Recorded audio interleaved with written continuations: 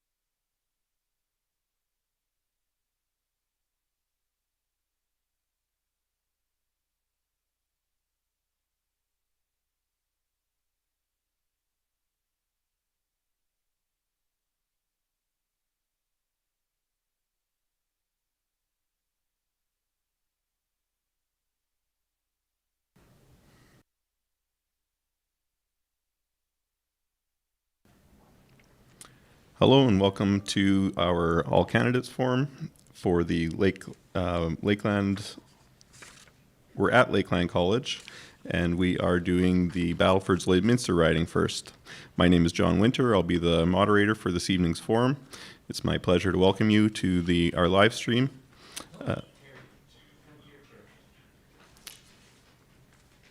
Just finally getting everybody seated here, and we will get underway here shortly. We're part of the Chamber of Commerce in Lloydminster, and right across Canada. We are not a nonpartisan organization. We take our responsibility to our members and our community very seriously. And for that reason, we regularly host forums for candidates running in municipal, provincial, or federal elections. All candidates running in the Battlefords-Lloydminster riding and the Lakeland riding have been invited to attend and participate in tonight's forum. Up first, we have the Battlefords-Lloydminster riding, followed by the Lakeland riding forum at 7 p.m. I'm pleased to welcome all the candidates here tonight. Thank you for taking the time to come to our forum and participate with us and our community in this democratic process. We're very fortunate to live in a country where we have that right and the privilege to vote for our leaders. I'd also like to thank Lakeland College and their staff for hosting us this evening. Their support and participation makes it possible for us to carry out this very important function. Up here with me tonight, doing the question collation, we have Chamber Political Action Committee member Jackie Tolmeyer and Chamber Executive Director Serena Shadeen. And our timer is Chamber Staff Person Terry Lynn Mackey. So thanks for tuning in tonight, and a huge thanks to our candidates for making this priority on their calendar. We do not have in-person audience this evening. Rather, we're live streaming the Chamber website and on social media pages. We'd like to thank Maz Entertainment for doing our live stream.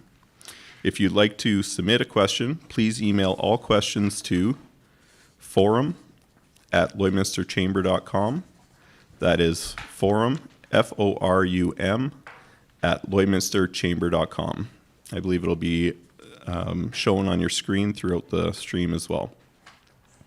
First of all, I'd like to declare the forum officially called to order at 5:32. Each candidate will have 2 minutes to introduce themselves and comment on some of the important areas of their platform. The order of the speaking has been determined by a computer randomizer. The timekeeper will keep track of the stopwatch and will sound the bell when the time is up. We ask that each candidate adhere to the time limits in order to give everyone an equal opportunity to speak. Once each candidate has spoken, we will begin addressing the questions that will come in to us via email. We ask that your questions be specific and addressed to a particular candidate. We will not read a long preamble to a question, so in order to have the question addressed, it must be concise and to the point. Candidates will be given 2 minutes to respond to the questions. These will be timed with the bell ringing when the time is up. We do allow 1 minute for rebuttal if a candidate does request. Candidates will then be given 2 minutes for a wrap-up, and the order of the speakers will be reduced from introductions. So with that, we will start our candidate introductions with Rosemary Falk from the Conservative Party of Canada. Hello and good evening. Thank you to the Lloydminster Chamber of Commerce for organizing this forum, and to each of you watching online this evening. As you may know, I am Rosemary Falk, your Conservative candidate here in Battlefords-Lloydminster. I've had the privilege of serving as the Member of Parliament for this riding since the 2017 federal by-election. I was born and raised in Lloydminster, Saskatchewan, and it is where my husband and I are now raising our 3 children. Standing up for families, our communities, and our local economy has always been my priority. It is why I first put my name on the ballot, and it is why I once again asking for your continued support. This election, there is a clear choice to make at the ballot box. The choice is between a detailed Conservative plan to deliver jobs for all Canadians and to restore public finances, or a reckless Liberal plan propped up by the NDP. Canada's Conservatives are the only alternative to secure your future, restore competence, transparency, and accountability in government. Our Canada Recovery Plan is our Conservative plan to get our country back on track. It starts with recovering jobs in every region of the country and in every sector of the economy. It brings in new anti-corruption laws, invests in mental health, ends foreign reliance, and brings our budget back to balance within the next 10 years. Our plan stands up for our local economic drivers. It undoes the harmful energy policy of the Trudeau Liberals and takes steps to ensure the viability and competitiveness of our agricultural sector. Our plan respects provinces, and it is a plan for everyone. It does not pit sector against sector or region against region. It is focused on nation building and what unites us. I look forward to the opportunity this evening to discuss in greater detail how our Canada Recovery Plan will secure a strong future for you. Thank you, Rosemary. Next, we'll go to Terry Stephen with the People's Party of Canada. Hello, nice to meet you people. Good evening to all the Chamber of Commerce. I and the people from Battlefords-Lloydminster writing. I am Terry Seaman. I was born in Crawford, now living in Major, while working for CP Rail for 11 years and now 20 years in the hospitality industry.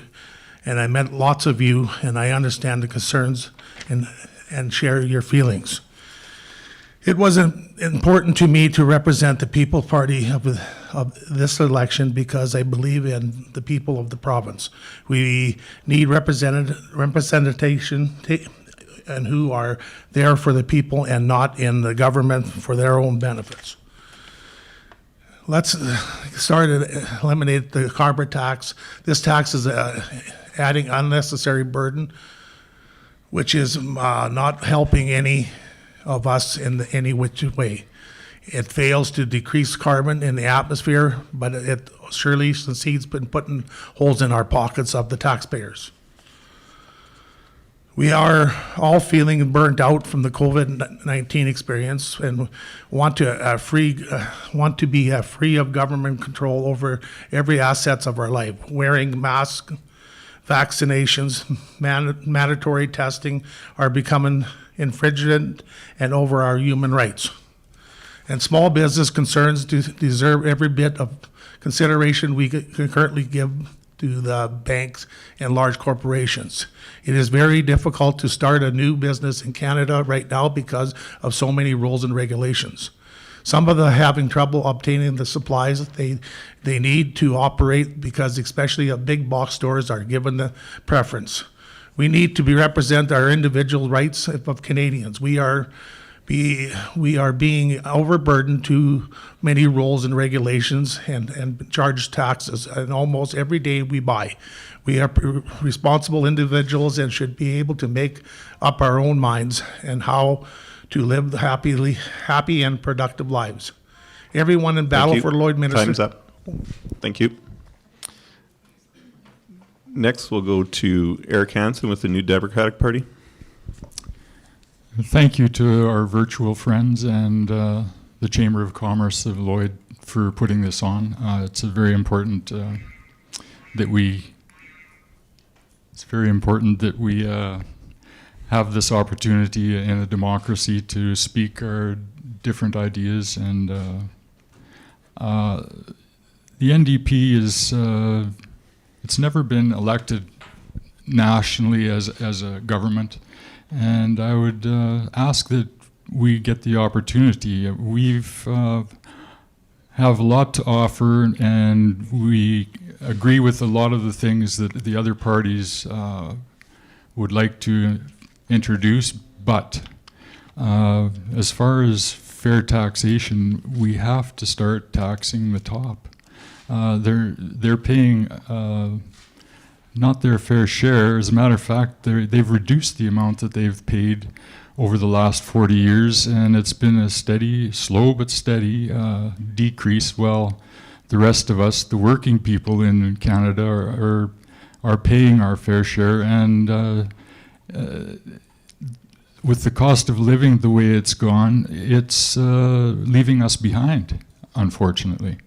If we're going to address the COVID situation, the environmental catastrophe that we're headed towards, and neither the Conservatives nor the Mavericks or the People's Party want to address it, it's something that we have to have conversations about. I hope that we can work together on this. I've talked a lot to the oil and gas industry as well as the agricultural industries, and they're both in jeopardy, but there's options.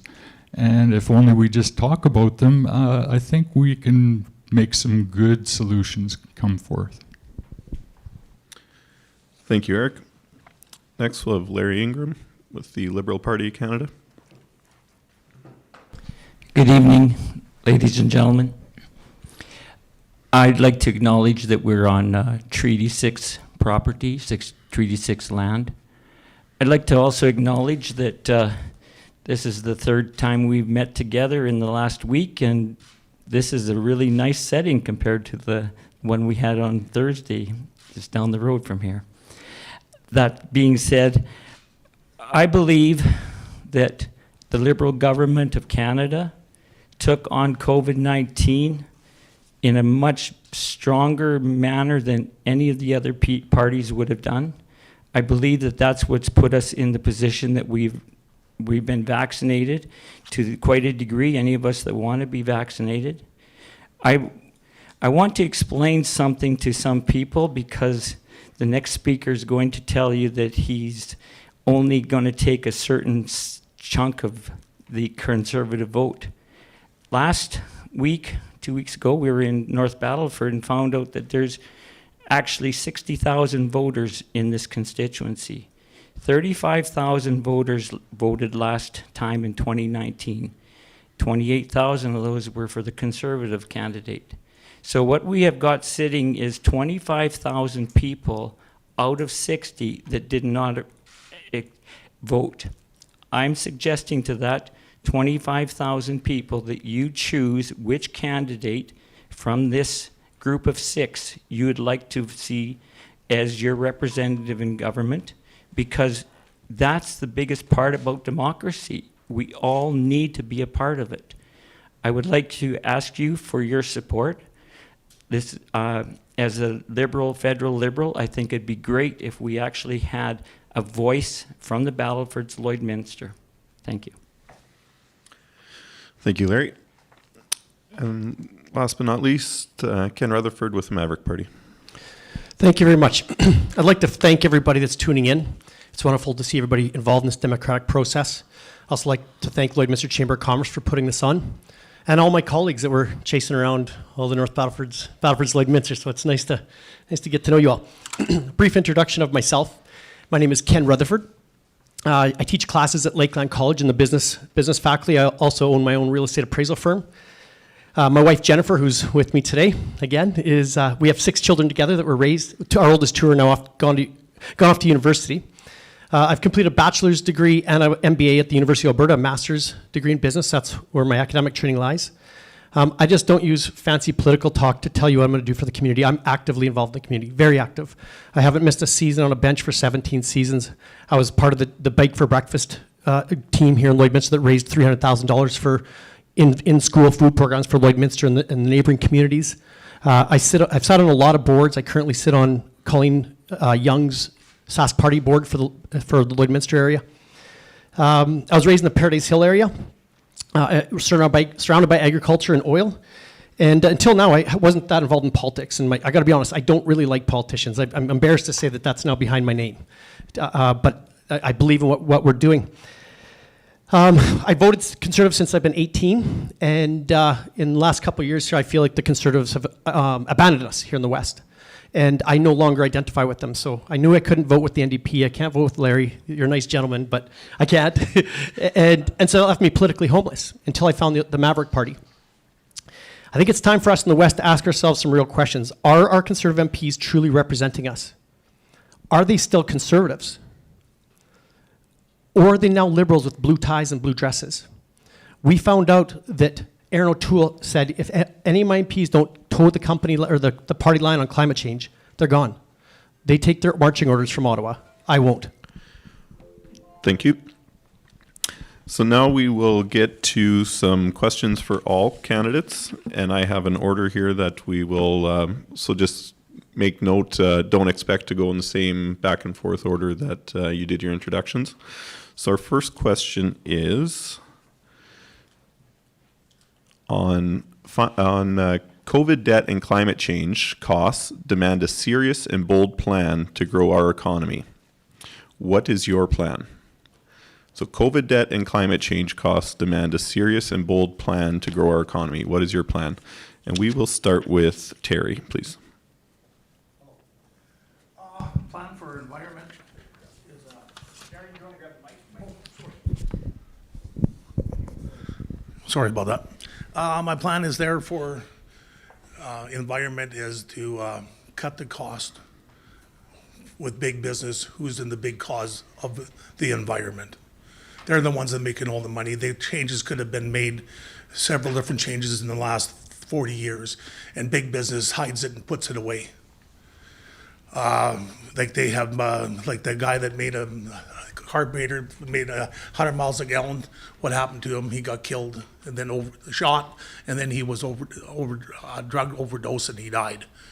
And where did that carburetor go?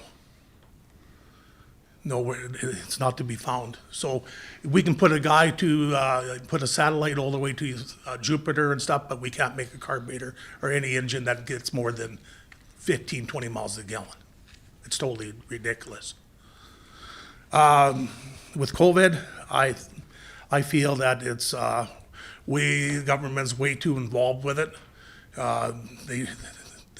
They take our rights away from us.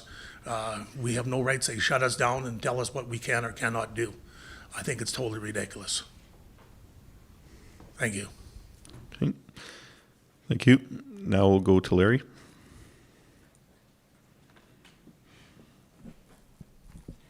Thank you. The Liberal Party has a plan in place to get the debt back paid off. The CERB payments, the debt, the loans that were made possible by the federal Liberal Party so that people weren't so far in debt personally, so that they could keep on running. The small businesses kept running on the small loans. The CERB has kept a lot of people living good and surviving. I think that we've got a lot of plans in place.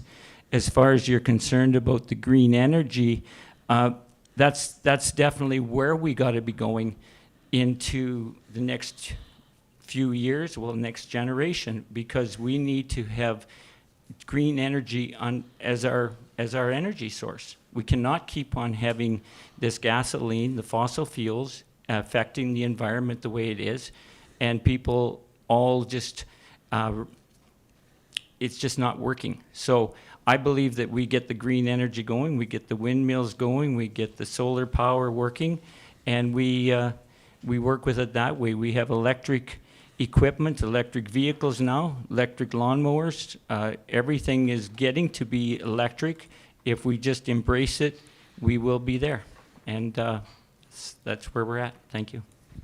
Thank you. Ken? Okay, well, I think there's two questions tied into one there from what I hear. One is, what are we going to do about climate change? In business school, we talk about the triple bottom line. So it can't just be climate, because if we do everything for the climate and we can't feed our families, you know, it's more than just talk about climate. So the triple bottom line is we need to take care of the people, the planet, and the profit. So they have to be in balance. You can't just ignore the other. So I'm actually with Terry on some of this. Get rid of the carbon tax. We can't squeeze the families' budgets by pulling another tax out of their pockets. I believe in small government. I think reduce government, reduce regulation, and let business be business. Obviously, we've got to rein in government spending, right? We can't let this debt balloon and think this is going to go on forever, and our future generations aren't going to have to pay for this. As a Maverick Party, our platform is based on this. If it's good for the West, we support it. If it's bad for the West, we oppose it. It's just that simple. So anything that we're talking about here, COVID debt, climate change, it's good for the West, we support it, we'll fight for it. If it's bad, we're against it. I would say, for me and most people I talk to in my area, in these ag and oil towns, is I'm tired of apologizing for how we feed our families. I'm no longer embarrassed that we pump oil. I'm not embarrassed that we run cattle. I'm not embarrassed that we have diesel burning tractors that pull cedars through the field to feed our families and make a living. So I'm done with it, as I think most Westerners are. Of course, I'd probably the last thing would say I'm opposed to the equalization payment. I'd either like to see that rewritten or gone. So that's what I would say we should do for us in the West here to take care of our families. Thank you. Rosemary? Thank you for that question. Canada's recovery plan, the Conservative Canada Recovery Plan, has 5 pillars, and one of them is securing jobs, and it's securing 1 million jobs that we have lost during the pandemic. Canada's Conservatives understand that we need to pay down the debt that Justin Trudeau has been incurring with his reckless and unpredictable, unstable spending. And we understand that we need to do this within the next 10 years. We also need to wind down our pandemic relief spending. So this will be done in a variety of different ways. We have a very detailed platform. One of them is the Canada Job Search Plan. So this is where we'd be paying up to 50% of the salary of new hires for 6 months following the end of CEWS, which is the Canada Emergency Wage Subsidy. What this will do is inject into the economy the jobs where we need and getting people off of those pandemic relief programs. Aaron O'Toole has also committed, once he forms government, to appoint a minister for red tape reduction. What this minister will be responsible for is tabling a bill, one bill per year, that is specific to cutting red tape. Just in reference to our energy sector, I have never been embarrassed of our energy sector. I'm born and raised in Lloydminster. Oil and grain is what fed us through growing up, put the bread and butter on the table, and also helped put us through school. And Canada's Conservatives are not embarrassed of our world-class energy sector, which is some of the most environmentally friendly and also most friendly when it comes to human rights. We understand that our energy sector is a fiscal anchor that supports our social programs that Canadians use. Thank you. Thank you. Eric? Both good questions. The environment, are we going to deal with it or are we not? The question is a big one, and it's loaded because in Saskatchewan, right now we've got lots of work in the oil patch if we would like to do it, but the oil companies don't want to spend any money on it because it's cleaning up orphaned and abandoned wells, 40,000 of them. And if we don't deal with that, who's going to pay for it in the end? When the oil has been cut back, whether it's through environmental transition or whether it's when we run low on oil and can no longer address it. The question is the middle class going to pay these bills? Do we want to pay these bills, or do we want the people that are responsible for them to pay those bills? There's lots of talk about addressing, we're going to create 1 million jobs. I don't think, the proof is in the pudding, and I don't think we've seen that happen in recent history. And if the true thing that needs to be addressed is the people that have been shirking their responsibility in the world, and that means in every country of the world, has been the ones with the most money, and the money that's put away safely in offshore bank accounts, a lot of them. And it's through deregulation that happened. How do we address that? If we're going to pay some bills, it's either through austerity or through proper well, sorry, I'm finished, I guess. Thank you. There's a rebuttal. Yep. Yep. You have 1 minute. Okay. Check. Okay. I've met Rosemary a few times, and she's a very nice person. She, like myself, she grew up in this area. I grew up in this area. We all grew up surrounded by oil and gas, and farming. But she made the statement: Canadians are not embarrassed of our oil and gas industry, and that she's not embarrassed of her oil and gas industry. I'll bet she's right. We're from this area. You step out of this room and you say you don't like ag and you don't like oil, you're going to get a talking to. The problem isn't us in this room. The problem is Central Canada. So when Aaron O'Toole said he would not support a carbon tax, and then came out and said, I do support a carbon tax, he's chasing the votes in Ontario and Quebec. And he's told his MPs, you don't support my climate change 100%, you're gone. So that tells me that she can't speak for us. She's tied. I think it's my rebut, but anyways, they get told that they're gone from the caucus if they don't 100% support the climate change. If we don't want the carbon tax, you should phone me and tell me you don't like the carbon tax. It should not go to a phone call to Aaron O'Toole in Ottawa to find out how we should be voting. Do I have 1 minute? 1 minute. Yep, last one. Thank you for that. Ken, and that is not true. I do not support a carbon tax, and I'm on record for not supporting a carbon tax. So I invite you to look in Hansard and see all the times I've spoken in the House. What has happened is the Supreme Court has said that the provinces are responsible to recognize lowering emissions. Scott Moe tabled a plan with the federal Environment Minister, Jonathan Wilkinson, and Justin Trudeau. They said, no, that plan isn't good enough. Even though it recognizes what our farmers are doing with zero tillage and sequestering carbon in the ground, what our carbon capture facilities are doing down south. And it was based on a plan that's similar to another province that's using it, which would be rebating Saskatchewanians. Aaron O'Toole has said he'd work with the provinces. He understands that you need to have good working relationships with the premiers, and he would respect and honor Scott Moe's plan. So I'd appreciate it if you stopped telling people that I support a carbon tax, because that's a lie. Thank you. Thank you. Next question. Question is on COVID. What is your position on the effectiveness of lockdowns and future lockdowns impacting business? And we will start with Eric. We're past that point, unfortunately.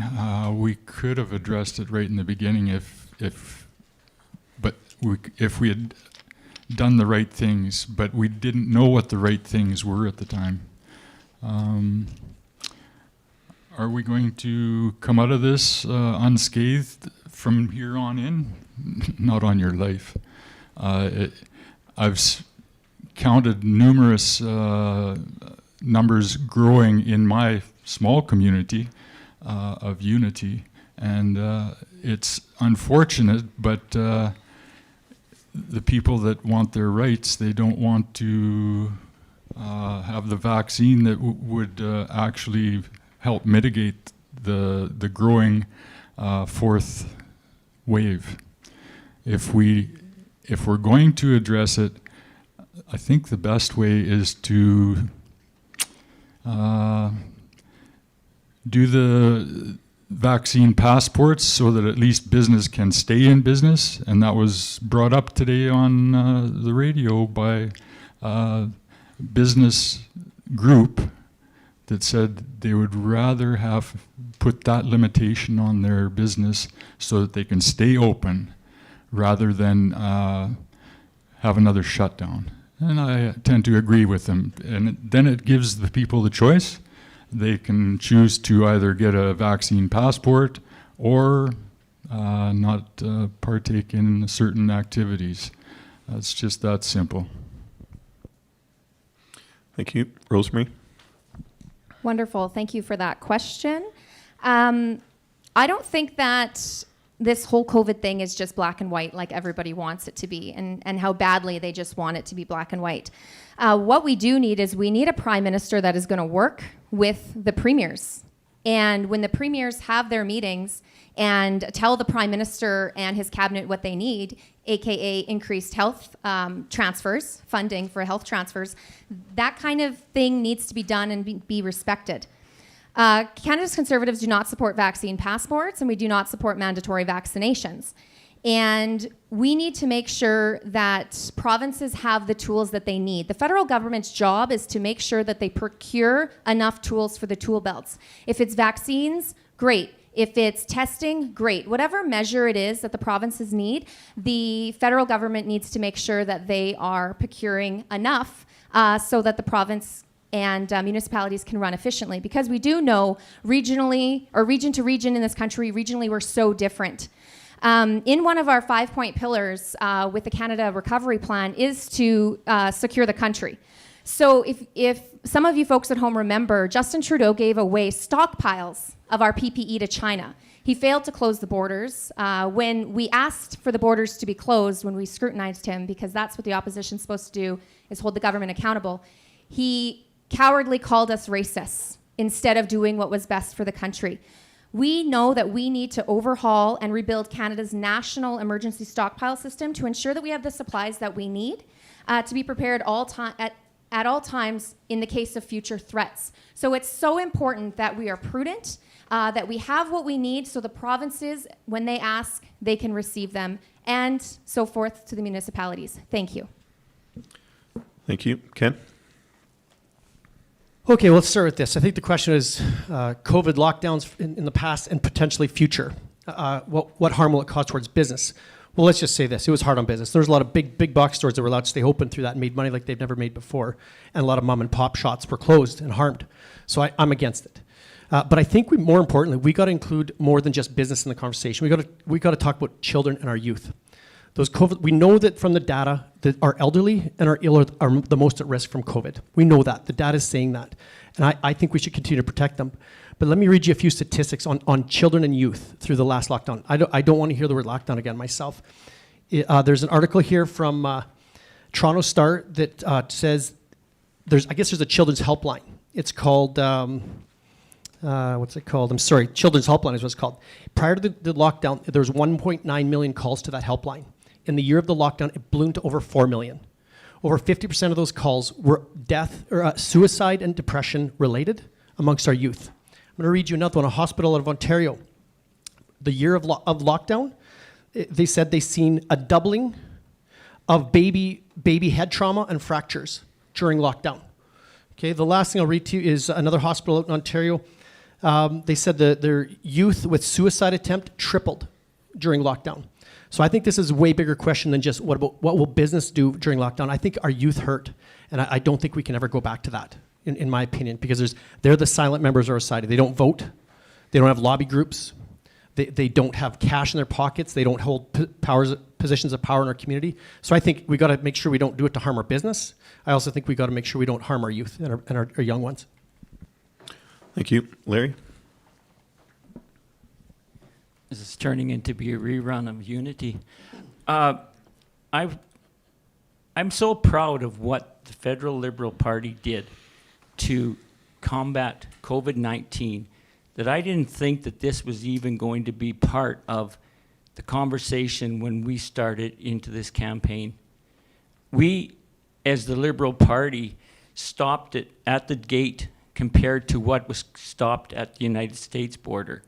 We didn't go as far as we could have, like New Zealand and Australia, and just stopped it. Nobody's coming and going like they did, which I kind of think at times we could have done that like New Zealand did, but we can't because we have such a diverse trading partner. We're basically, well, we have land border with United States, so we're really involved with the United States.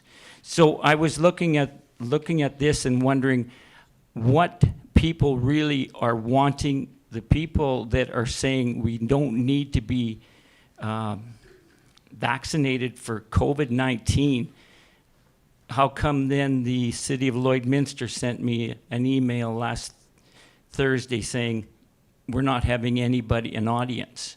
That should be point blank that we are in trouble with COVID-19 if the city of Lloydminster doesn't feel that we could have a room full of people. And then today, 450 people in Saskatchewan have been diagnosed COVID-19. I got a phone call 2 nights ago, and 20 seconds ain't gonna do it, but reality is the longer people hold out and not get COVID, the longer our hospitals are staying full of COVID patients, and a lot of people are dying. Thank you. Terry? Oh, this is a big one. You know, none of you guys run a business, and I do. And it hurt me bad. Like when the government come in there and shut us down, we couldn't do nothing but serve food for takeout only. The people now, you guys are with the vaccine now, you're driving wedges in between the people that do want it and don't want it. Now the people that have it, they're scared to come into the bar because they're scared they're going to get it from someone else. My feelings is if you guys are so scared of getting in the having the vaccine and scared of getting it, why did you get it? You know, like business has really dropped off, and they had rules and regulations and stuff like that. And I kind of lost my mind here, what I was going to say, but too many things. Like the Liberal there, they come out there with the CERB payments and stuff. But when you have payments and stuff, and power bills and gas bills and everything else and taxes, and they still coming. Like, that CERB payment wasn't enough. And a lot of the guys, small business, didn't even qualify for that because they had less than 3 employees. So it did nothing for us. Thank you. Thank you. Next question. How will you and your party help ensure that this riding's needs gets heard in Ottawa? And I will start with Ken. I think that question was made for the Maverick Party because we are here for the West. If it's good for the West, we fight for it. If it's bad for the West, we oppose it. And so that's easy. I live in the region. I grew up in the region, and we're representing the region. When Rosemary mentioned that the carbon tax was imposed, right? That was imposed by the Liberal government. The Conservative government can unwind what the government made. They can unwind, right? So for me, I don't have to appease anybody except for the people I serve. So how would I represent the West? I'd talk to the people, and I'd take my marching orders from the people in our constituents. It's that easy. I don't really think I have anything else to say to that. I'll fight for oil and gas. I'll fight for agriculture. I'll fight for whatever the people want. As I said earlier, I'm not a politician. I mean, I've got it attached to my name now, a little bit regrettably, but I'm here to represent our community, and that's it. Thank you. Thank you. Eric?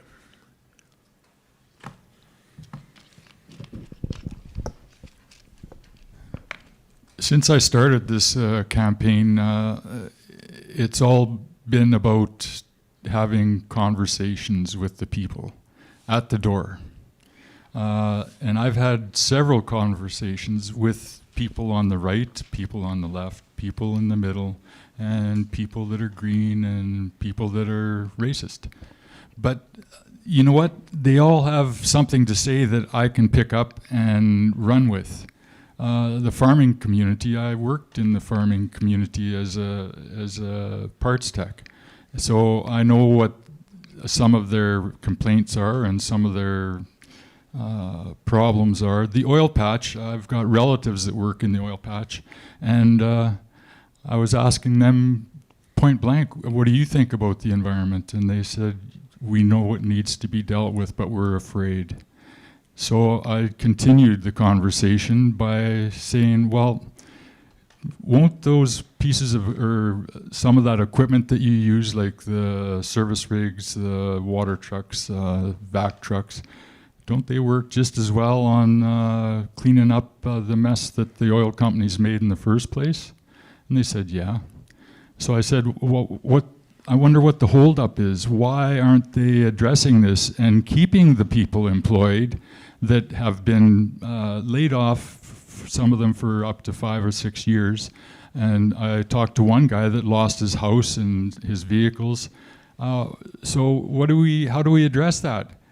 It's through conversation and taking it to Ottawa and planting those seeds where they count. And we have to negotiate with the US on certain items to loosen up the purse strings from the people at the top, because we usually have to follow what they do. Thank you. Terry?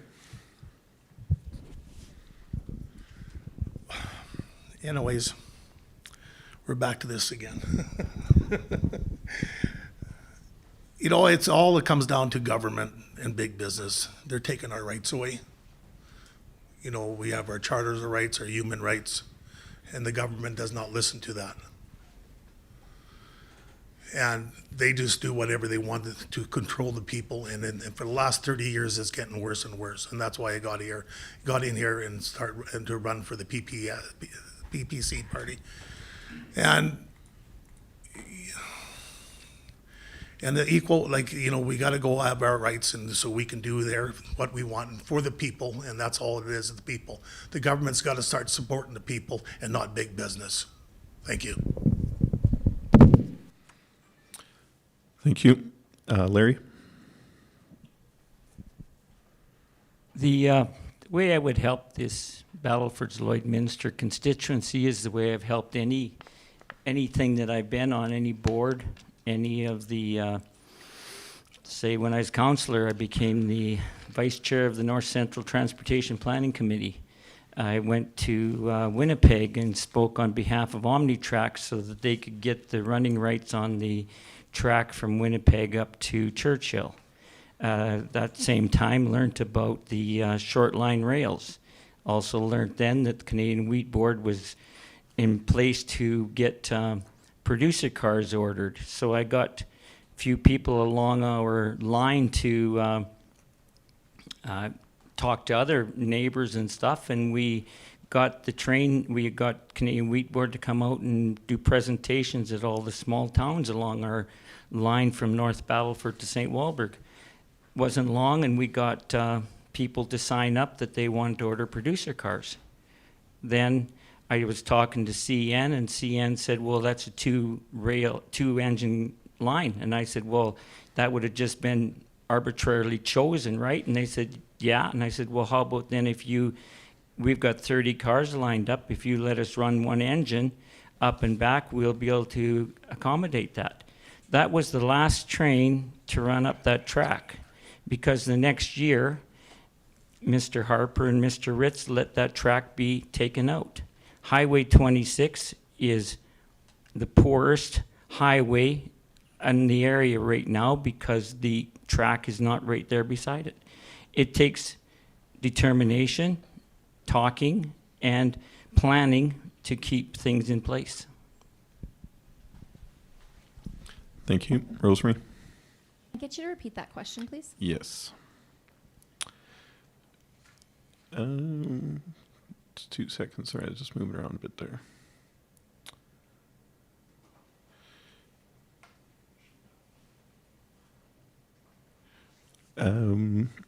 How will you and your party help get Saskatchewan and this riding's needs heard in Ottawa? Perfect. Thank you so much for repeating that question for me. There's a lot of different answers up here, so I wanted to make sure I was on the right track. I am part of a major federal party who has party status in the House. So what this means is I can sit on committees. I've been able to bring a rural lens to the committee that I sit on, letting people know that, what it's like here in Battlefords-Lloydminster isn't like that in Toronto or Montreal or wherever that is, which is so important.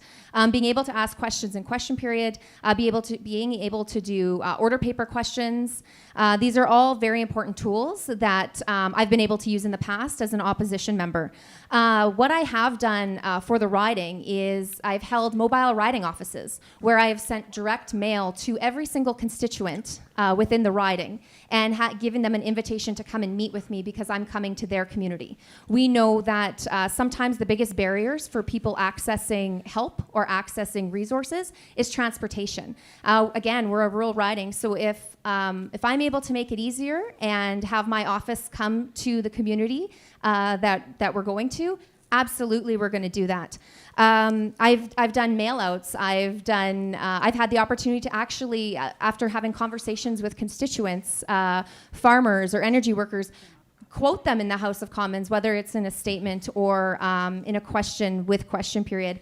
And I haven't always voted the way the whip has advised to vote. We have freedom of conscience votes in my party, which is great. But even in other instances, I haven't voted along the whip lines, and I was not removed from the party, from caucus, or from shadow cabinet. Thank you. Thank you. Now I'm going to, I have an individual question for each of you, so I'll just do it at random. Starting with Larry. How come you're keen on climate change while the Liberal government has been voting against the release of raw sewage into rivers? Well, I haven't been part of that vote. And as Rosemary just said, you have the right to vote on what you want to say when you're in Parliament. I do not believe that anybody's going to be pumping raw sewage into the river if they have any options. I was just talking to Mayor Elders today and asked him about how the wastewater plan was going, and he's got it under control. He said now that the federal government has given him another 2 years, so that's going to be wastewater going from Lloydminster is well looked after. The wastewater for the area of St. Walburg, Paradise Hill, Frenchman Butte, that whole system is up and running. I was talking to the mayor of St. Walburg the other day, and they ended up borrowing $1.5 million to get their portion of it paid for. The sewer treatment plant, wastewater treatment plant at the town site of Mervyn, it got built there 2 years ago, and I see it. It's up and running properly. North Battleford's wastewater system, they said today that it's up and running good. All three of the main projects, the Lloydminster, the French and Butte, St. Walburg system, and the Mervyn system, all three of those were paid for, a third by the federal government, a third by the provincial government, and this one in here in Lloydminster was a third between the two provincial governments. Those all have been initiatives set by the locals and then followed through by the provincial and the federal government under the Liberal government. And so when people say that nothing is going on in our area, there's three big systems right there. So if there's raw sewage going into a water line, it should be fixed. Okay, thank you. Next question is for Terry. People are sorry, Terry. No, are we allowed to? Rebuttal? Yeah. Yep. Yep, absolutely. Thank you so much. In our platform, in our very detailed platform, we actually have a commitment to end raw sewage dumping. And I'll actually just remind Larry, Andrew Scheer, his private member's bill was to end dumping of raw sewage. Every single party in the House except us voted against it. So it makes me question who really does care, which party really does care about the environment. Canada's Conservatives are committing to bringing an end to the practice of dumping of raw sewage into our lakes, rivers, and oceans. And we're going to do this not arbitrarily by telling the provinces what to do, but working with the provinces, the territories, and the municipalities. Thank you. Thank you. Next question is for Terry. People are afraid to vote for anyone but PC because they don't want to split votes. They're wanting Trudeau out so bad that they are voting to get him out, that they are not looking at actual policies. What are your opinions on splitting of votes? Well, as far as I am concerned, you vote for who you want. And don't worry about splitting votes because it's not going to happen, especially out in the West. She's going to get majority of the votes. And if you divide her what she got last time by 4, that'd be still 7 for 4 of the groups. It would be still 7,000 each, and the Liberals still would not get in with their 2,200 votes. Thank you very much. Thank you very much. I know for myself, I do not want to be guaranteeing that there won't be vote splitting because I do not want the responsibility of the disappointment if that actually happens. I just want to remind Terry that Maxime Bernier actually took 7 of our seats in the last federal election. Some of them were in ridings that lost, the Conservative candidate lost by 25 votes, and Maxime pulled in 400, which if those 400 votes did not go to the PPC party, we would have had 7 more Conservative members of Parliament fighting for their constituents. Thank you. Larry first. I'm finding this could be interesting. So what you guys see here, you people watching on TV, is a conservative, and a conservative. A couple of them put different names on it, but all 3 of them are running with a conservative MP as at the helm. So the other 2 sitting here are the NDP and the Liberal. Now, if we look at the numbers, like I explained right off the get-go, that when we start talking about splitting votes, there is actually 60,000 votes that could be taken. 35,000 opted to vote last time, so there's 25,000 votes sitting out there doing absolutely nothing. And the fellow sitting beside me on the left, he's a bit of a math whiz, so he can figure it out, and he said he's not here to split votes, so I'm just really thinking like Terry, hey, everybody vote for what you want to see happen. Okay, Terry first.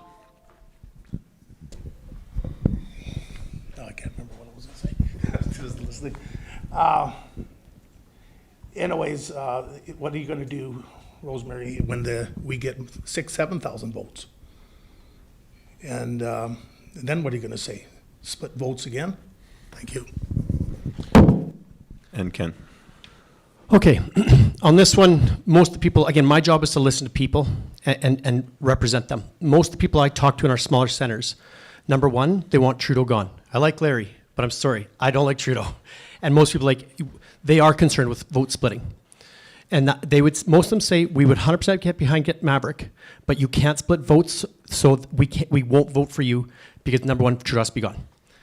Rosemary had 28,000 votes in the last election. Liberals had 2,400. You can split that a number of ways, but namely, let's go between Maverick and the PPC, the Conservatives. There's Larry. I'm sorry. I think Trudeau's liked even less in this area than he was in the last election. I like you, but I don't like Trudeau. So the vote splitting, when people hear that, they go, "Oh, okay, I can get behind Maverick." The second thing, Maverick is only running in areas that won't split votes. Number one, we want Maverick. Number two, we want Rosemary's party. We do not want Liberal. Thank you. Next question is for Eric. Do you think it is important that we rein in the deficit spending? Initially, probably not, because we're still dealing with the pandemic, and we're still dealing with the environmental crisis that we're headed towards. Now, deficit spending is it's a catchword, and it's actually it's something that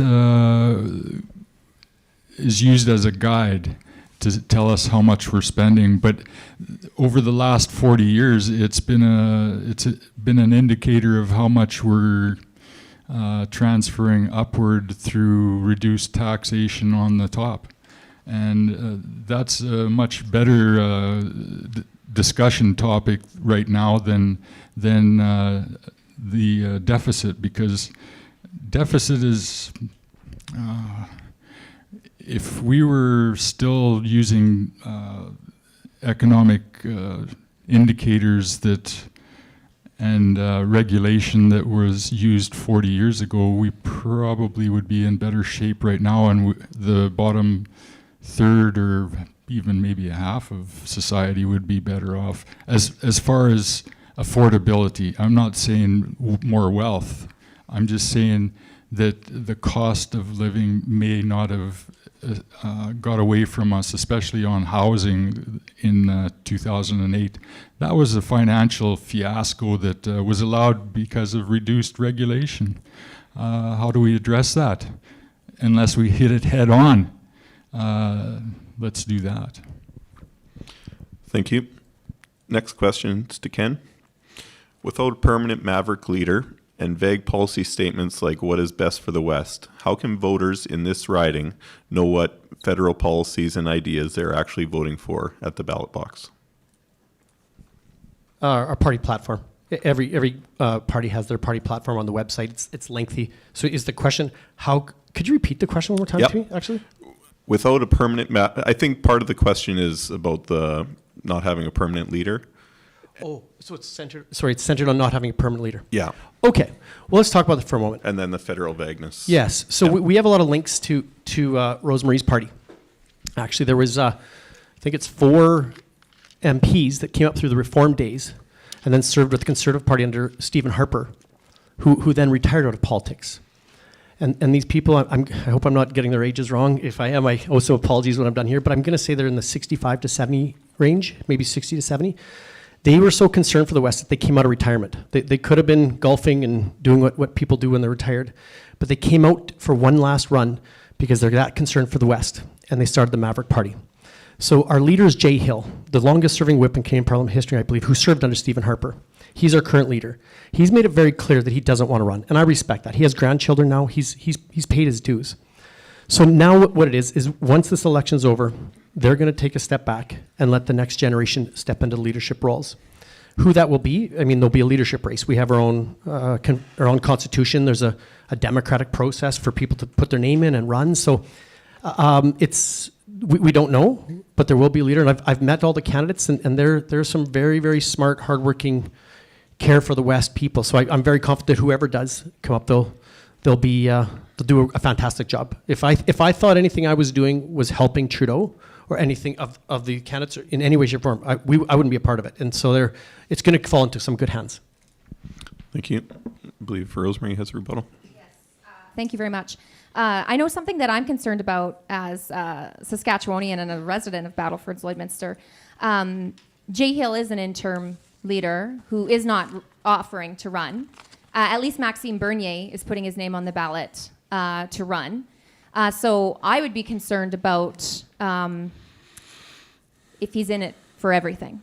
The second thing I just want to note is, like you mentioned, Jay Hill being the whip. He was the whip for the current equalization formula that is being used right now. So he whipped the members of parliament to vote for the current equalization formula. So there as well, it makes me question, what is his intention? Does he have the best intention for the West, or is this an opportunity? Larry? Thank you. So let me get this all right. We've got a party whip running this show. We got a fellow called Aaron O'Toole running that show, and Aaron O'Toole can't figure out if he's for or against masks, can't figure out if he's pro-life, pro-choice, and I don't know what the next thing he's not going to be able to figure out. I think the last people were wondering about where he's standing on gun control and assault rifles. Personally, I'm thinking that you go with the whip or you go with us. Thank you. Next question is to Rosemary. Is your party going to reintroduce the Canadian Wheat Board that your government brought about its demise, which totally destroyed our farming community? Thank you for that question. No. The Canadian Wheat Board, I actually don't hear from farmers or constituents that want the wheat board reinstated. Many of the farmers I talk to actually like the opportunity to market their own grain. We do have, and I've said this before, quite a comprehensive plan when it comes to every sector in every region of the country. Some of the things that Canada's Conservatives are committing to is opening new markets for our livestock, grain, and oilseed producers in new free trade negotiations. We also understand that we need to develop a new way forward with Agri-Invest and Agri-Recovery and Agri-Stability programs, but that needs to be done in consultation with farmers, with stakeholders, and with the Minister of Agriculture. We can't have a federal government who arbitrarily does whatever it wants without doing the genuine consultation and work. We also understand that we need to modernize the Canada Grain Act and the Canada Grain Commission. And again, this will be done within or with consultation with farmers and with our agricultural producers and stakeholders. Thank you. Eric first. Consultation with the farmers. The Canada Wheat Board. 65% of the farmers said they didn't want the Canada Wheat Board sold. So it was sold anyway because Jerry Ritz was on a tangent and he figured, well, let's take care of big business and the big farmers and to heck with the small guys because they don't really count. So I have a little bit of a problem with that scenario. And then now they've been given the right to sue the government. I don't know, I'm sure if it's the government or, but the farmers paid for the rail cars that were involved and that were sold off at the time of the dismantling of the Canada Wheat Board. So let's talk some reality here. Let's tell some truths. Larry? Is that Canadian Wheat Board was being dismantled. I went to 2 of the programs in Winnipeg. It was called C2C. It was from combine to consumer. the Canadian Wheat Board told me that they'd asked Jerry Ritz to come to it a couple times and he would refuse to come to it. I hardly consider that consulting. The other part about it is the country they sold the Canadian Wheat Board to, not only about the grain cars that Eric's mentioning, everybody's identity that had a Canadian Wheat Board permit book is in that other country's because of selling off the Canadian Wheat Board. It was the biggest demise that the Western Canadian grain farmer is ever going to see. And as you look out now and you see 4, 5, 6 combines running in the field with 25 minimal headers, 50 footers now, there's nobody left. Canadian Wheat Board wrecked it. Thank you. Everybody got a individual question, correct? Yes. Okay. Next question for... Oh, you wanted to comment? Sorry. I did. I'd Go just ahead. like to know what's going to be next to Wheat Board. Is it going to be the co-op you guys sell off next? Thank you. Okay. Next question for all candidates. What are your positions on women's reproductive rights? Also, would you like to see further restrictions or expansions for a woman's right to choose? We will start with Larry. Our position is pro-choice. That's pretty standard in most people's minds, that the woman's reproductive rights are her own, and if she chooses, how she chooses to live her life is how she chooses to live her life. I don't think that there's any question on that. I don't see where there's other things in coming into there, but that's just the position. Thank you. Thank you. Terry? Thank you. Well, I'm kind of on the fence on this, but Larry said, the women's rights body is their right and their decision. But if they're using it for a source of birth control, it is wrong. I know women, in the last 15 years, as one girl, she had an abortion 3 times in 4 years. As far as I am concerned, she's using it for a source of birth control. And, especially when there's systems out there in the drugstore, you can get them pill after, morning after pill. There's no reason to have an unwanted pregnancy. Thank you. Okay. Eric? It's pretty simple to me. It's between the woman and the doctor that she goes to, and they have a good discussion, and depending on how far into the pregnancy they are, they'll decide on how it's going to happen and the best way. There's so many variables in this, and we can bring religion into it, but that's a whole different story. So I just think we have to leave it up to the women and their doctors.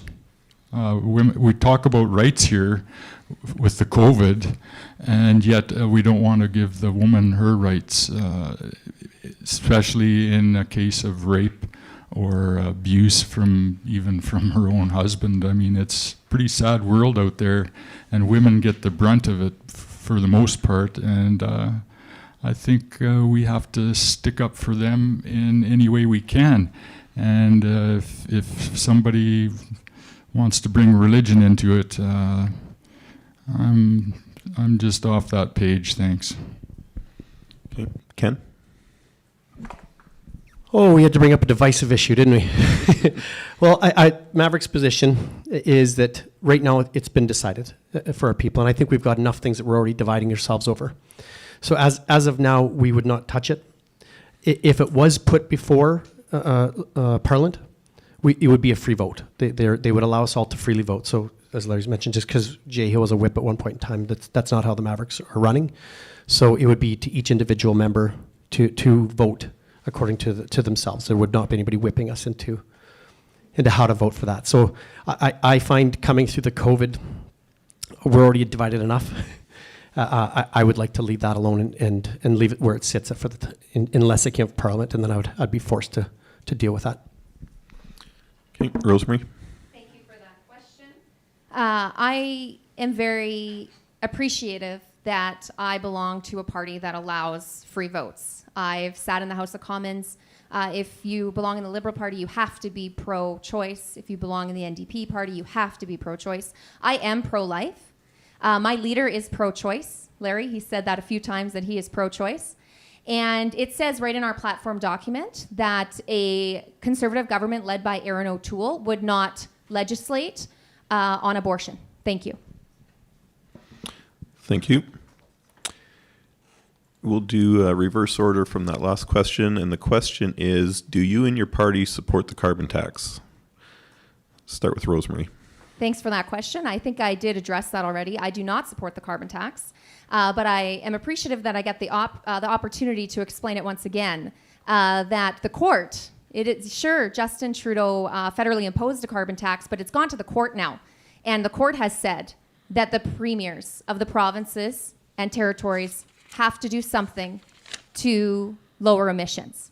We do a lot here in Saskatchewan already. If it's our zero tillage that our farmers are doing and sequestering carbon in the ground, if it's our forestry up north, if it's our carbon capture facilities down south, Premier Scott Moe understands what our province is already doing to lower carbon emissions. Scott Moe tabled that plan with the Environment Minister, Jonathan Wilkinson, and the Prime Minister, Justin Trudeau, and they were the ones that rejected it. Even though it is similar to another plan that is being used in the country in another province. What this would do is not heavily tax the people, but actually give rebates up front.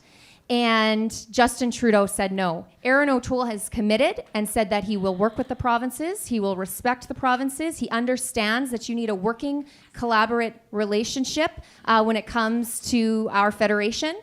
And he said that he's on record saying that he will respect and acknowledge Scott Moe and Saskatchewan's environmental plan. Thank you. In your 2 minutes, you can. Yep. Nope, it's your turn now, though. Okay, carbon change. I've said it 3 or 4 times. We're pretty easy on that one. It's got to go. It's got to go. So first of all, Maverick Party wants it gone. When I listen to Rosemary, my understanding, I haven't read the Supreme Court decision, but I believe the Supreme Court decision that she's referring to allowed the federal government to reach into provincial affairs. And so anything the government has made, the government can unmake. Right? If the carbon tax was made, it can be undone. So what I'd like to know is Rosemary Falk was the Prime Minister, would she scrap Erin O'Toole's proposal of a carbon tax, carbon levy, call it whatever it is, in its entirety? That's my question. Well, let's not beat around on words here. He's saying, at one point in time he said he would never support it. Now he says he supports it. I'd like to see it gone, and I'd like to hear her position to say, as Erin O'Toole has proposed the tax or the levy, if she was Prime Minister, would she scrap it in its entirety? Because we would. Okay, thank you. Eric? Carbon tax. I'm all for it. And you know why? It's because it's trying to address the excess fuel and oil that we burn in our provinces. Yeah, we say we're spread out and we're widely dispersed across the provinces compared to other areas. But the fact is, why are we driving all over Hex Half Acre for sports when we could be regionalize it and smaller areas instead of traveling from Unity to Regina or Unity to PA? I mean, we could get the same exercise for our children and address climate change at the same time, but we don't want to because it's taking away our rights. Unfortunately, when we get into danger with the environmental catastrophe that we're headed towards and not dealing with because of certain parties, what are we going to do? In the agricultural industry right now, today, there's already a New Holland 600 horsepower electric tractor and John Deere.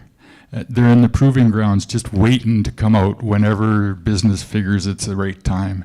So we can have some more discussions, but we have to have the damn discussions. Sorry for my language, but let's deal with the existential threats to society and work on the technology to improve our lives at the same time. That's all I can say. Thank you. Terry? Thank you. Well, no, I'm against the carbon tax, and our party is as well. There's, big decisions what to make and what to do. Electric cars and electric stuff is not going to work. Can you imagine the lineups charging your vehicle and waiting 40 minutes and there's a lineup 3 blocks away? How long is that guy going to wait? Imagine the fight there's going to be and arguments. And besides, we don't have the infrastructure for electric cars. We don't have the electric wire lines coming from Regina or from Estevan to get up here. And the cost, we're still going to need oil. You got to still build the cases for the batteries. And I think it's a ridiculous reason. Though there's other ways to make up there better. Got less fuel for number one. You guys got to want to worried about carbon and stuff.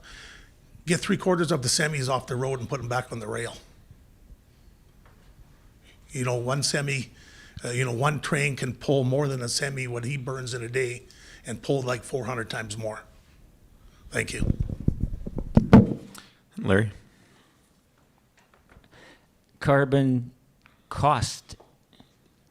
It is it's the only way we're going to get people that are, and businesses that are extremely using of carbon to recognize it.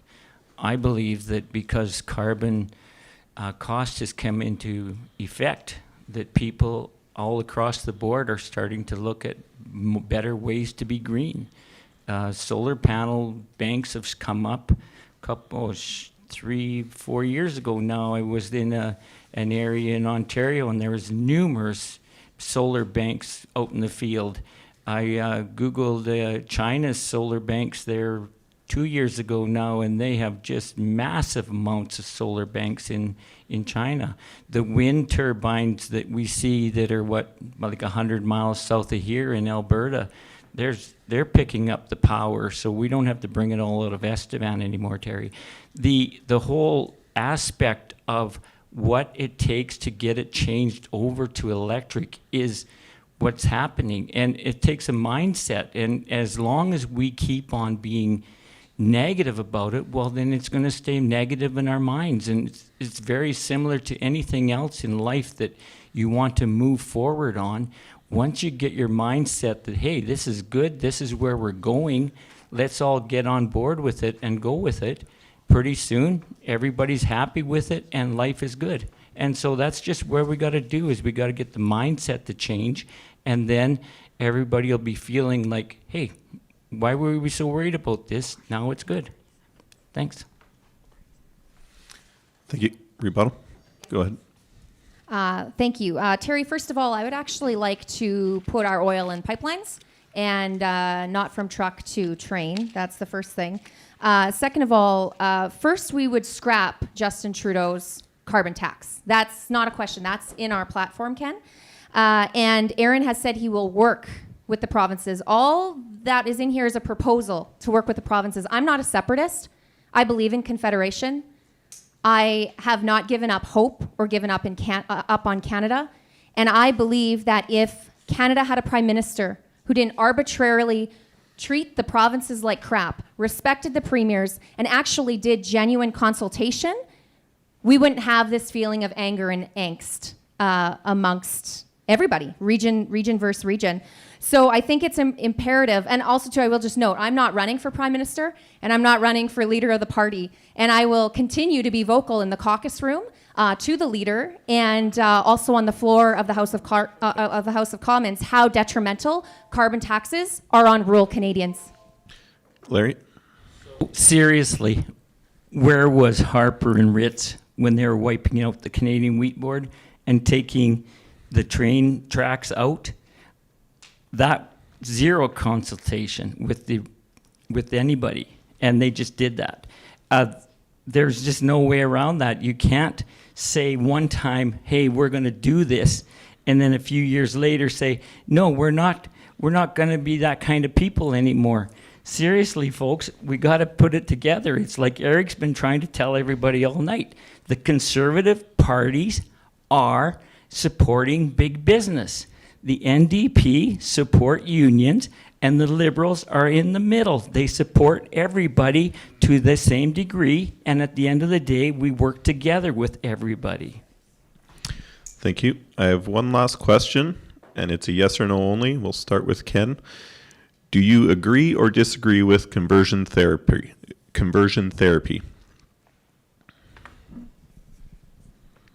I would have to say yes. I'm a freedom guy, so I'm going to say yes. Okay, but I feel like the question may be vague then. Yes. It's, so, do you agree or disagree with conversion therapy? Do you?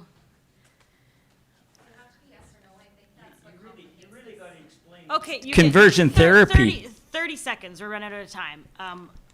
But give everybody in the audience, at least that's watching us, what conversion therapy is. I know what it is. It's Bill C6. Okay.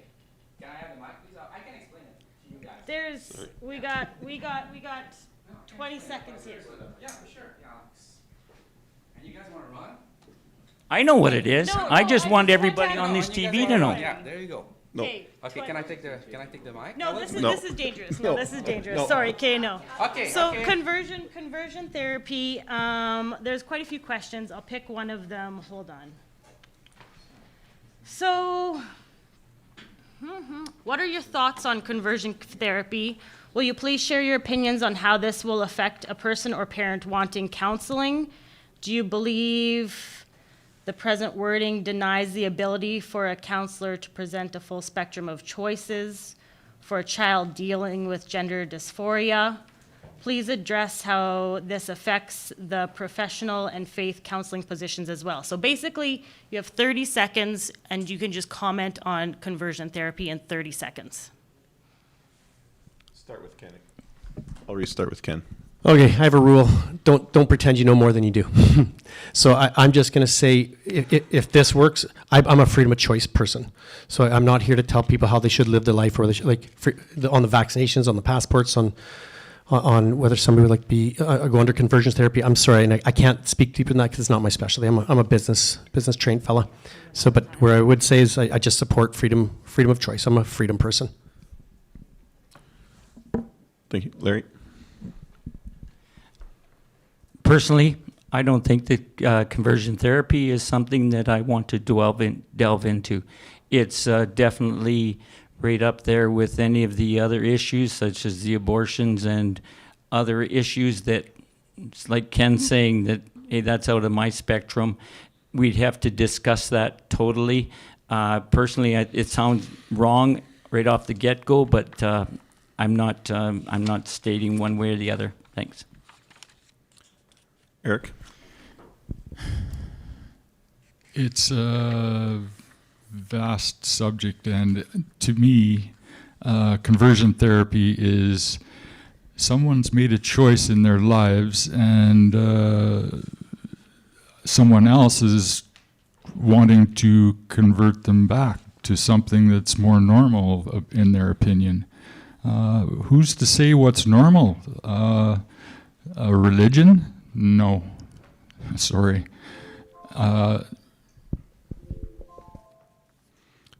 Thank you. Terry? Thank you. I will have to say no in part of it, but I just feel what the person is, I guess, and you can never change the person. Most of the time they rebel and go back anyways. So I think it's just a waste of time. Thank you. Thank you. Thank you. Canada's Conservatives, we have been clear in our opposition to conversion therapy and the attempts to forcibly change a person's sexual orientation. I spoke to this bill at second reading. Sending it to committee, I voted yes. We asked for an amendment to happen at the committee stage because the Justice Department had a different explanation on their website that was in the bill. So what we are committing to is we will change the intention of we will change the. Sorry, there's a lot of chatter back Yes. there. No. Well, I'll give you another 15 seconds here.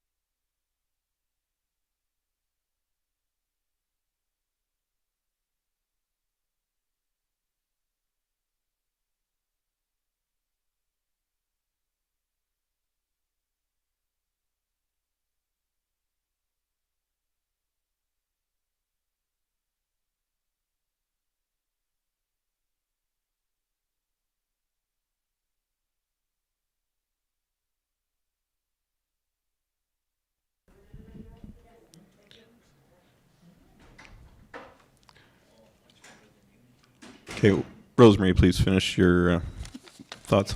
So Canada's Conservatives believe that every human needs to be treated with dignity and respect. And we will implement the ban that was proposed by the Trudeau Liberals, but was repeatedly delayed because of their tactics, aka proroguing Parliament for some Liberal friends. We are going to use the Justice Department's explanatory language about the intention of the ban. So we will clarify that the ban does not criminalize non-coercive conversations, giving comfort to parents and others who fear that legitimate conversations might be criminalized. Thank you. Thank you very much. And so we are doing our wrap-up questions now. We will go to 2 minutes instead of 3 minutes, just so you guys know, and it will be reverse order from the introductions. So I'll start with Ken. Closing remarks. Just closing remarks. And we have 3 minutes, did you say? 2 minutes. No. Okay. Yeah. Okay. Thank you. Well, first, I'd like to thank everybody for being part of this. Really, everybody that's tuned in, everybody that's here, it's wonderful to see the democratic process play out. I'd like to repeat that splitting the votes is the number one reason I hear that people don't get behind Maverick Party. I'd like to remind the listeners that Rosemary had 28,000. Larry had, Larry, I owe you a coffee after this. Larry had 21 or 2,200 votes last time. So you can see if the votes get split between the Mavericks and the Conservatives, we're not saying sending a Liberal through. I'd also like to say that whether that seat is in a Mavericks' hands or in a Conservatives' hands, it's not in a Liberals' hands. And lastly, I'm free to vote. Like if something the Conservatives propose, we align with, we have no problems. We'll vote with them. We'll vote with the Liberals. It doesn't matter as long as it's good for the West. It doesn't hurt the West. We can get behind that. What else can I say? I think a key part of this is that I won't have a national leader in Ottawa that's chasing those 199 seats out of 338 seats, trying to appease them. It's simple for us. We're just here. I love Canada. And no, she's labeled me a separatist. I'm not a separatist. I love Canada. I've got family from Prince Edward Island. We first want to work within Confederation. We want to repeat what the Bloc Québécois has done. I think that they've laid a nice path for the West. I would say that the Reform Party in their first election, 1988, had won 0 seats. By 1997, I believe they had 60. When I look at what the Bloc Québécois has, they currently have 32 seats in Parliament. And I think they've done a lot of good for Quebec. So why can't we do that here? So my first aim is to try to work within Confederation for the West. So to say I'm a separatist, I think is a marketing ploy coming from the other side there. What else could I say is, I should make it clear, we're freedom of choice on vaccinations and no passports that restrict the rights of Canadians in any way, shape, or form. I know that's where Larry and Eric kind of gang up on me, but I think freedom of choice, we got to get the freedom in every way we can. So thank you very much, Chamber of Commerce, for having us, and thank you everybody for tuning in. Thank you. Larry? How do we close off this one totally? I was really happy to see the security take people out of here that weren't wearing their masks. That could have been so beneficial to our whole democratic process last Thursday. It would have made my day. And thank you, Chamber of Commerce from Lloydminster and the whole college for putting this on and making this a possibility in our democratic world. I would like to close in saying I hope you support myself in this endeavor to be the Member of Parliament for the Battlefords-Lloydminster. I would like to tell people that the gross domestic product of Canada compared to our debt, the ratio is one of the best in the world. So when we're worried about the paying down the debt or how much we've incurred, that the fact is that we are in a better financial position than most other countries in the world. We've secured a lot of markets in the last few years, the federal Liberals have, and we continue to do so. We're leading the world in vaccinations, and already we're starting to come up with the booster shots, and that's being organized for the long-term cares in our area right now.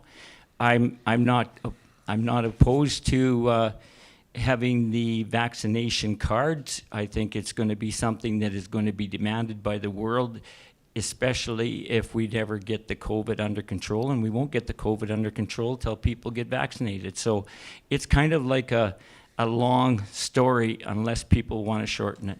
Thank you. Thank you. Eric? First of all, I'd like to thank the audience out there for participating and sending in your questions. And I'd like to thank the Chamber of Lloyd for putting this on again. That's great. I got into this because my voice wasn't being heard as an individual. And I think most people can relate to that. And I want to be their voice going forward. So, and that doesn't mean just an NDP member. It means a person that I can agree on certain topics with all of the parties. Us people in the middle class and the bottom half of society, we have so many things in common, and if we only get past this divisive stuff that, let's be real, it's the right that posts a lot of it. And maybe not political parties, but their wannabe followers. And it's a really sad state of affairs when we cannot get past the garbage and the noise on the internet and have logical discussions that we can exchange ideas and come to a consensus on the common issues, like we need infrastructure, we need a good healthcare system, which is, by the way, is slowly but surely being privatized by the right if they get their chance. And it's provincially in Alberta and Saskatchewan, it's already taking place in certain respects. But I like the public system, and I think we should all endeavor to try and save it, because it's not going to cost any cheaper. It's going to cost a lot more under the private system. Thank you, Eric. Terry? Thank you. Thank you, people, for having me out here tonight. First of all, can I repeat the question again? What's that? It's just closing remarks. The closing part. Okay. I am here for freedom in the Constitution, and I think that in the last 25 years, the government, the federal government, has taken that all away from us, and along with the provincial government. They're taking more and more from us all the time. Back with the mask, you know, and the passports to get around. What are they going to say when a bar owner doesn't have a shot? They're going to let him in? You know, I think it should be your choice, and they shouldn't have a right to ask. Anybody has anything to ask with your medical, what's wrong with you, or anything. It's your business. It's not you for anybody else to see. Even another doctor in another office can't even look at your chart or look at your records. They get fined $50,000. So why should I have a right to show it to anybody that I'm coming to a store if I have a passport? It's none of their business. Freedom, choice, Constitution is everything. And that's what we got to fight for. Thank you. Thank you. Rosemary? This evening, unlike much of what we've heard from my opponents, I was proud to present real, tangible, and concrete ideas from our Conservative Canada Recovery Plan on how we move forward as a country. It is a plan that brings investments, jobs, and prosperity to Saskatchewan. We know firsthand here in Battlefords-Lloydminster how detrimental the past 6 years of Liberal policies have been, and the important choice that voters have in this election. The Maverick Party talks about a twin track. Track A, constitutional changes. Track B, separation. What Mr. Rutherford doesn't tell you, but their website does, is that these tracks will be done concurrently, not successively. To be clear, while I have never, and I am not advocating for an independent Western nation, I have always and will always stand up at every opportunity for our local economy, our rural communities, our families, and our taxpayers. This remains my priority as your Conservative candidate here in Battlefords-Lloydminster. This election, if like me, you are worried about more debt, more unemployment, and more of the same from the Trudeau Liberals, then I invite you to vote to secure your future. Because while there are several names that are on the ballot this election, there is only two choices. You can vote for any other party to get more of the same from the Trudeau Liberals, or you can vote for Canada's Conservatives. On September 20th, I invite you to vote to secure your future. Vote for Canada's Conservatives. Vote Rosemary Falk. Thank you. Thank you. And with that, that wraps up our candidates forum for the Battlefords-Lloydminster riding. Be sure to get out on September 20th and vote. It's your right, it's your privilege, and your responsibility to your country. Please give us a few minutes to reset, and we will be right back with the Lakeland riding candidates.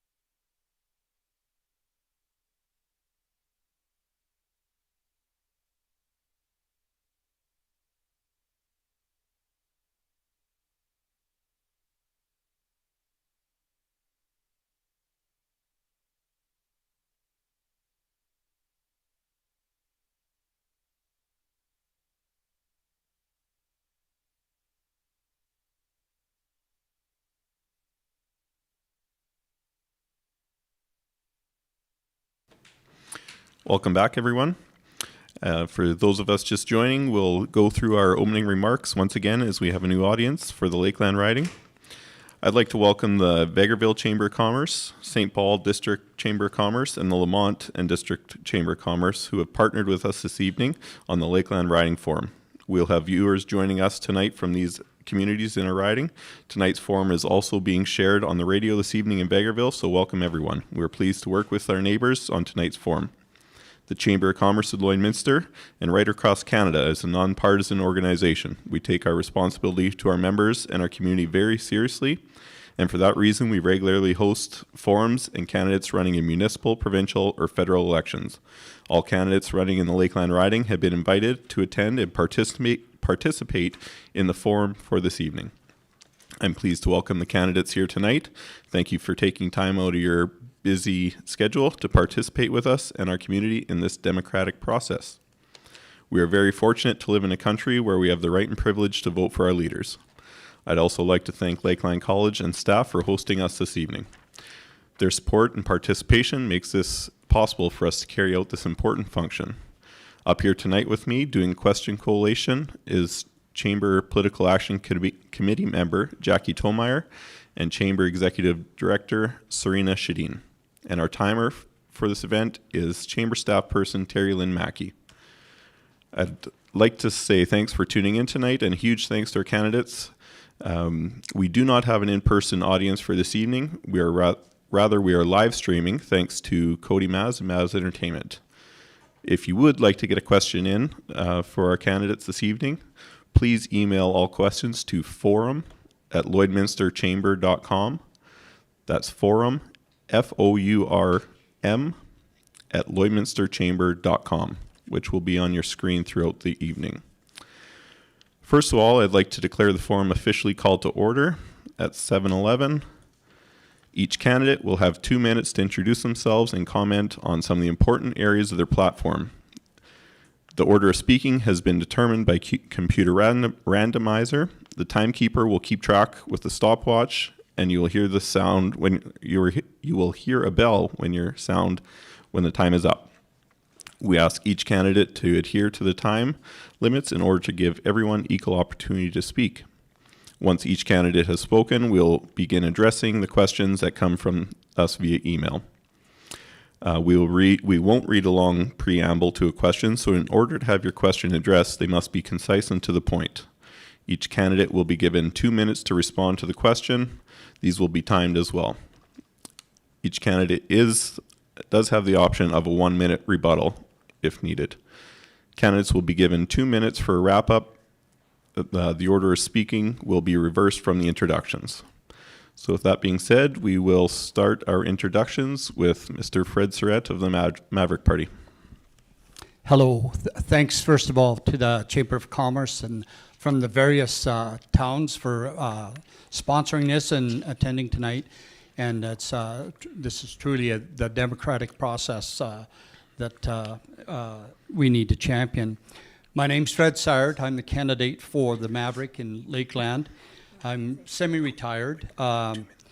Been 45 years, I think, I voted for the PCs, and my first time running, and I'm not running for the PCs. So I have 3 sons. One's a farmer and an accountant, and the other 2 boys are in the oil field service industry in instrumentation and burner systems.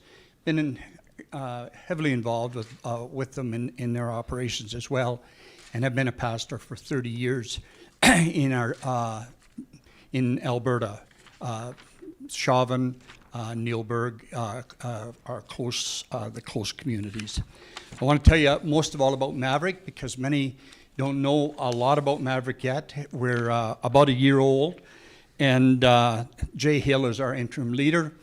Jay Hill was concerned about where the country was going and concerned about the future for his grandchildren and got involved again.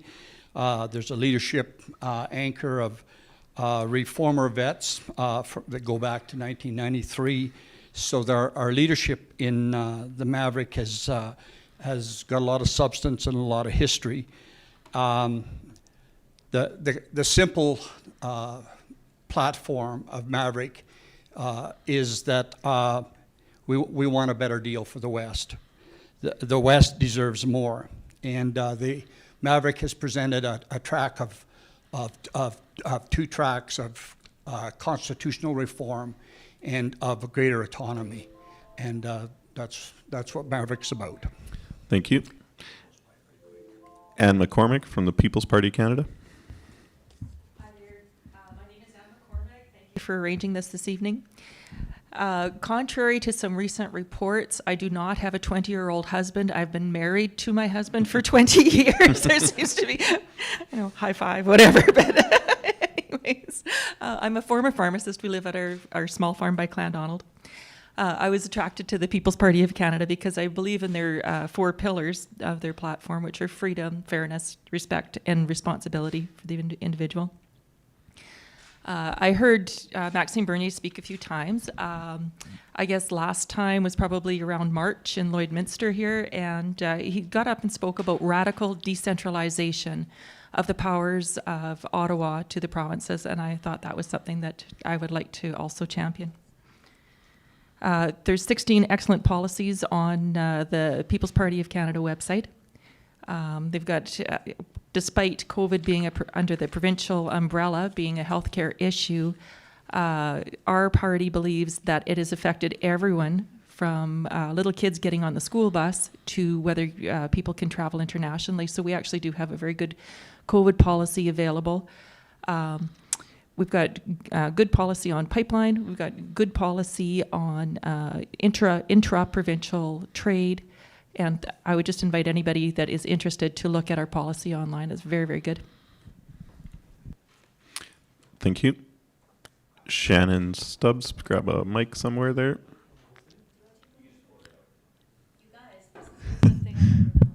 Oh, it's on? Okay, great. Thank you. I don't think I actually need this, but... You can pull it out if you'd prefer. Well, can you hear me?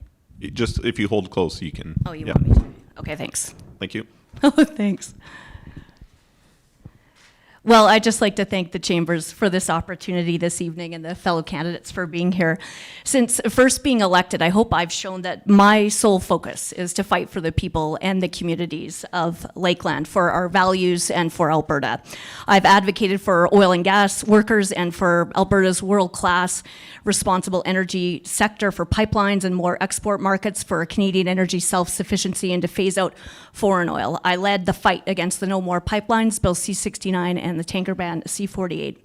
I've made rural crime a priority in Ottawa, called for boosts to frontline law enforcement in rural, remote, and Indigenous communities, support for victims' rights, tougher penalties and bigger roles for not-for-profit and faith-based work with offenders to stop the revolving door of repeat crimes, and oppose Liberal laws to reduce sentences and criminal record suspension eligibility for many serious offenses.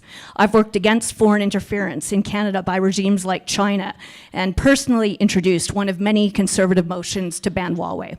I led the fight against Bill C-21, which targets law-abiding firearms owners and does nothing to tackle gang shootings and illegal gun smuggling.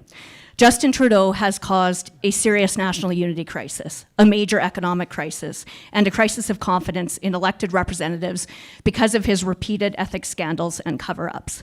I've been a leading voice, speaking truth to power about growing Western alienation, for structural changes to empower and get fairness for Alberta, against Trudeau's anti-Alberta, anti-resource, anti-rural, anti-freedom, and anti-business agenda. I've always pushed back against growing government power over civil rights and liberties, for free speech and free expression. I've proposed many solutions.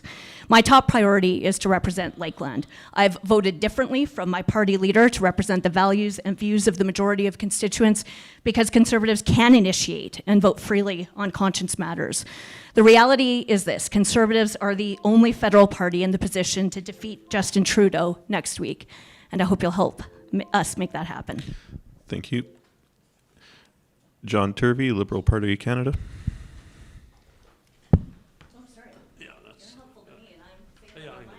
Actually, yeah, I'll be hunched over if I do that too. Good evening. My name is John Turvey, and I'm an economics instructor here at Lakeland College. Why should you support the Liberals by voting for me? We are tackling COVID, climate change, and economic growth all at once. There is no other way forward. We tackle climate change by setting challenging targets to build on the progress we've already made. The Liberal plan has the endorsement of leading economists and climate scientists. We are tackling economic growth by creating 1 million jobs and implementing programs like protecting gig workers, Canada's workers' benefits, and helping businesses by extending the hiring program, as well as wage and rent supports. The promise of $10 daycare is an immediate investment in childcare facilities that will lead to long-term economic growth as it frees up productive Canadian workers who choose to return to the workforce. Half of Canadian children under 6 are already covered, and more Canadians are asking for it. We still need to defeat COVID by continuing this to support our healthcare system, and most importantly, our healthcare workers. So far, 8 out of every $10 spent fighting COVID has come from the federal government. Home ownership for young families will become easier as renters will be able to become owners, and problematic practices in the real estate markets will be curtailed.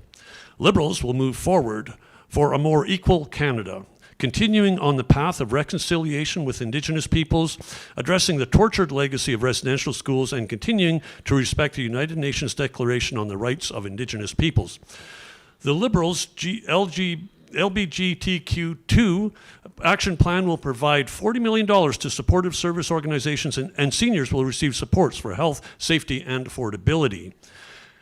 Your vote beside my name on the ballot sends a message that you are behind our efforts to end COVID, address climate change, and grow our economy while addressing health, housing, and social issues.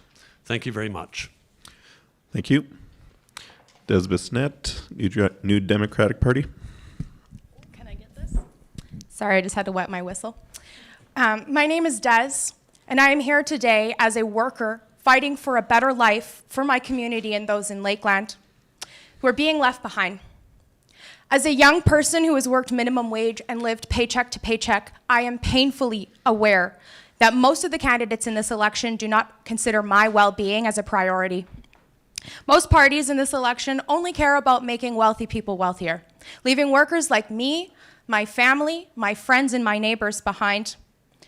As your NDP candidate and fellow worker, I am fighting to expand and protect our health care, to tax the super wealthy, and make life more affordable for regular people like myself who are struggling. I am fighting for a living wage, for seniors and people who are living with disabilities to have a guaranteed living basic income so that they are not living in poverty, to support rural communities and the people who love them, to act on the climate crisis, protecting the beauty of Alberta's nature, and making sure that all of us have a good green earth to live on for generations to come and clean water to drink. This election is the election of young people, of us who have lived in poverty, of those of us who live with disabilities and are racialized or are members of the LGBTQ2S community. And we have had hardships for our entire lives. The wealthy have already had their prime minister and their MPs, and it is time for the workers, the non-workers, and people who are racialized and in minorities to have theirs. It is time to put people before profit. Thank you so much. Thank you. So I do have randomized order here that I'll ask questions, so it won't be the same order as you just did your introductions. So our first question is, oil and gas is the lifeblood of the economy in Lloydminster. Do you support the oil and gas industry, and what will you do to advocate and stand up for our industry? So I will start with Shannon.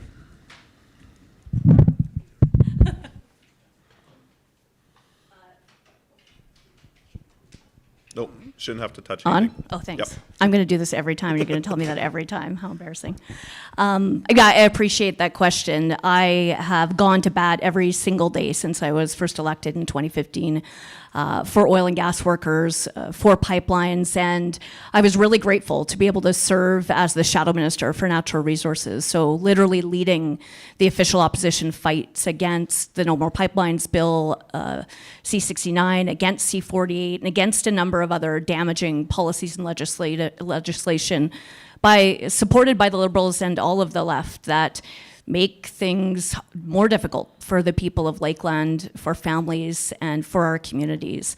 And what I want to see is a federal government that recognizes the importance of the energy sector to the entire country, the livelihoods that it provides, the government revenue that it provides, the the unmatched position that it plays in the Canadian economy as Canada's leading export and the biggest private sector investor in the Canadian economy. So as Conservatives, we will remove the damaging energy policies of the Liberal government while ensuring that our regulatory standards stay the strongest in the world, as they have been for decades, while telling the reality and the truth about Canada's world-leading, environmentally responsible energy development by providing legal and political certainty so that when major energy projects and infrastructure is approved, they can actually go ahead and get built. And I'll fight every day for the sustainability and the ability for the energy sector to thrive and to grow, because Canada must play its obvious global role to provide environmentally responsible oil and gas to the world, because those needs will continue to grow, and also to be self-sufficient and ban foreign oil in Canada. Thank you. Next, Des. Thank you so much for the question. I am at heart an environmentalist, and I read the IPCC report about climate change, and I'm very concerned. I believe that it's important that we work to diversify our economy and become leaders in energy, but we must move away ultimately from fossil fuels. Fossil fuels are contributing the largest amount when it comes to energy to the climate crisis. We recently had an extremely hot summer with a drought out here in Alberta. This last winter, there was barely any snow, and it is not going to change if we do not make that change. We need to start diversifying, and we need to make sure that when we do, we are taking oil field workers like my spouse and making sure that they have jobs in that renewable energy. We need to train them. We need to take care of them. And most importantly, we need to stop giving subsidies to oil field companies for them to just give six-figure bonuses to their shareholders and to their CEOs. When we give that money away, we do not see it come back to our workers. We do not see families getting that money. We continuously see oil field companies and corporations in general getting profit and not giving back to our communities, but still continuing to exploit their workers. I am concerned for my future, for the future of my godchildren, and for the future of children who are not even born yet, because we can't drink oil and we cannot breathe carbon dioxide. We need to be proactive. We need to start working in a green energy. We need to start working towards a clean economy so that we are prepared, instead of sitting back and waiting for the day when the rest of the world stops using fossil fuels and we are behind. We are already overproducing oil. We need to be conscious. We only have one planet, and it is time to start working to actually save it instead of making fake promises to do so. Thank you. Thank you. Fred? Thank you. Most certainly, I do support the oil and gas industry of the Lloydminster region and of the Lakeland region. First of all, it's not the oil and gas industry that's the problem in the carbon imprint in the GHG. It's the end user. Whether or not the oil comes out of Saskatchewan or Alberta is irrelevant to the fact that the oil is being used to drive ships, planes, whatever. The issue is in the Western Canada that we're walked right over in the use of our energy, our renewable resource and our non-renewable resources, sorry. And so what does it matter about the oil and gas industry in the West? It's not whether we contribute the oil or gas, somebody's going to use it somewheres. The oil and gas sector of our province, of our region, is the cleanest, safest, most environmentally friendly, human right respecting country in the world. So what do? We kill it with pipelines and that, and then bring oil from such great human rights activists in Nigeria, Saudi Arabia, and bring it into Canada. And somehow Canada in central Canada feels smug that they have done something great for the environment, when really they've just exacerbated the problems of that. Why not use in your backyard the people who are doing a good job of being environmentally respectful and in our oil and gas production? Thank you. Thank you. John?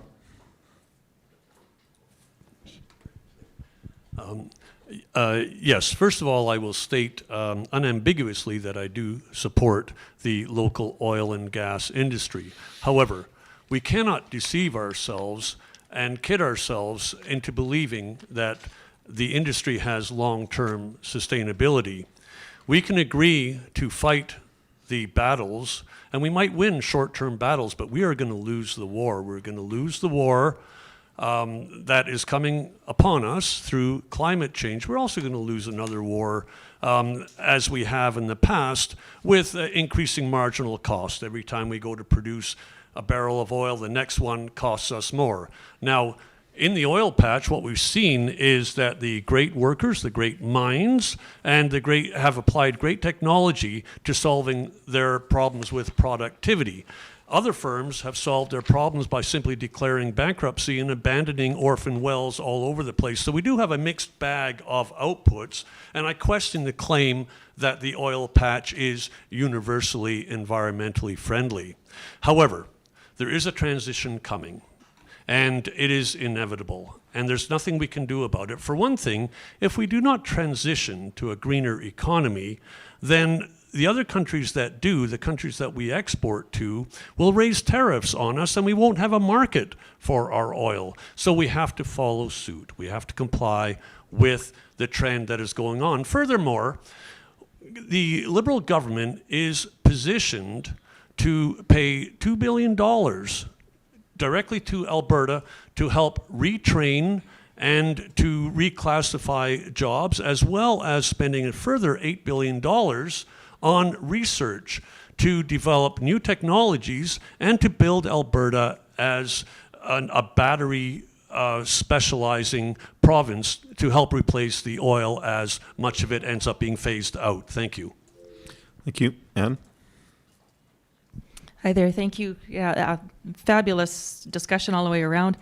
I am absolutely in support of the oil and gas industry. I think not only that, we must consider the tech that's developed. I think LNG tech has come out of this riding, out of Lakeland, a lot of it. Another contribution that oil and gas has made to our communities has been in our road development and our sports plexes, like the C2 Centre in Bonnyville. We can't negate that. Further, things that we can do to support our oil and gas industry are get rid of any foreign lobby.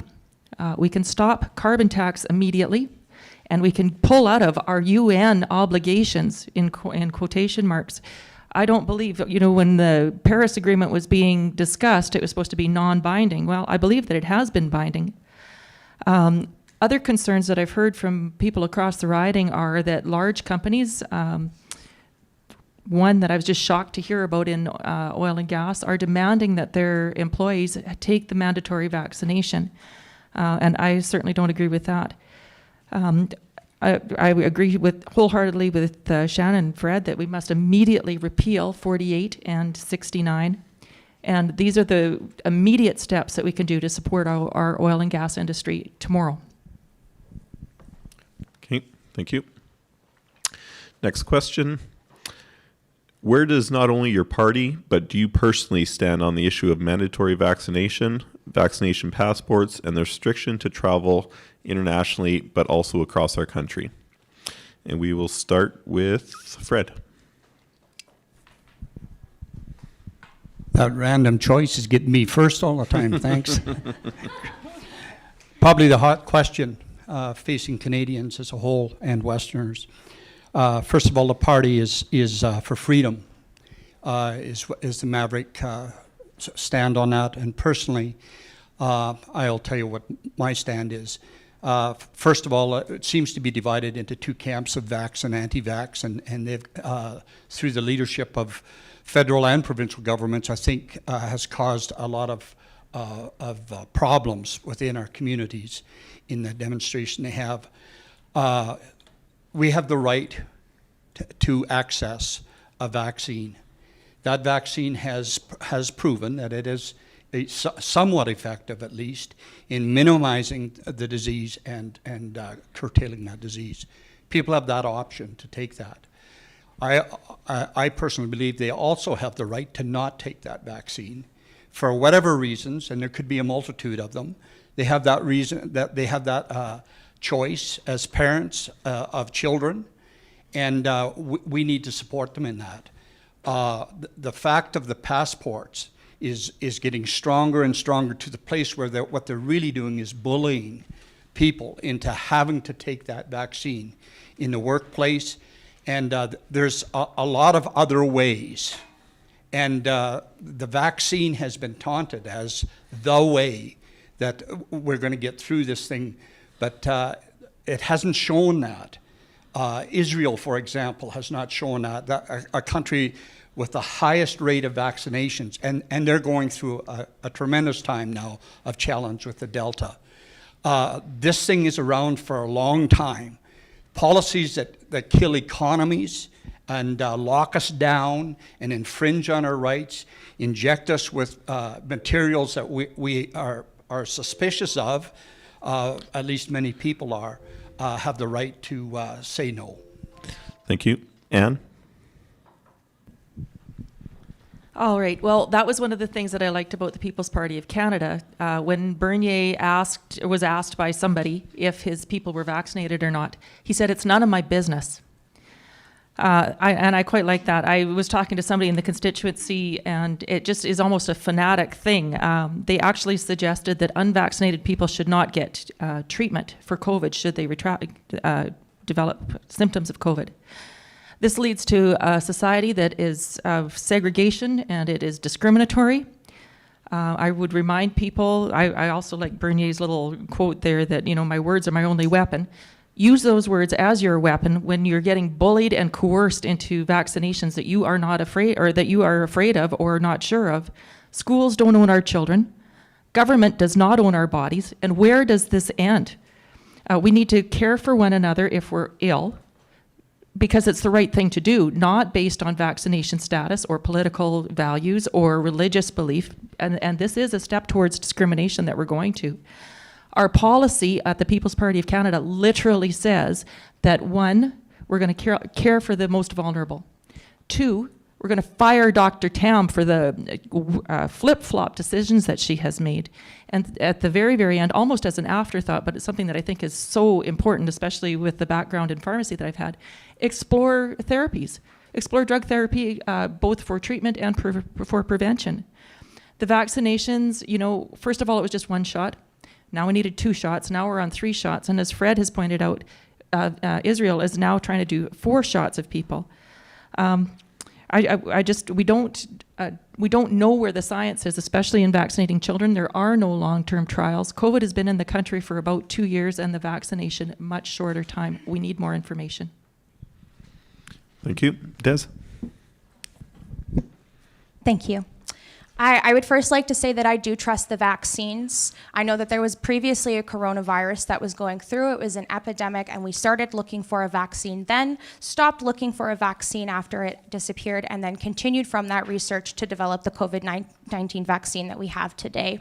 I believe that it's important to get vaccinated. There are many people in our community who cannot, people who have disabilities or who have health problems and are unable to get vaccinated, or racialized people who have been wronged by our healthcare system and the systemic racism that it was built on. Those people, I do believe, have the right to choose, but if you are able to get vaccinated, it is incredibly important that you do so for the safety of your community. We have eradicated polio and smallpox through vaccinations that were mandatory. I went to school and had mandatory vaccinations to protect my classmates and to protect my teachers when I was young. It is not quite that different. And on the fact of passports, I know that the NDP does support passports. My own personal opinion, I don't really care, but just to quote some of my fellow campaigns here, there is freedom for businesses, foreign countries, or establishments to ban you if you do not have a vaccine passport, to expect a vaccine passport for you. That is what the free market is. It is important that, you know, if we're going to talk about freedoms and things like that, that we're also recognizing that when we choose to not protect our community, that we are taking away freedoms from other people, especially people who have disabilities and are unable to get that vaccine. It is really important that we consider that we consider people who need us to protect them.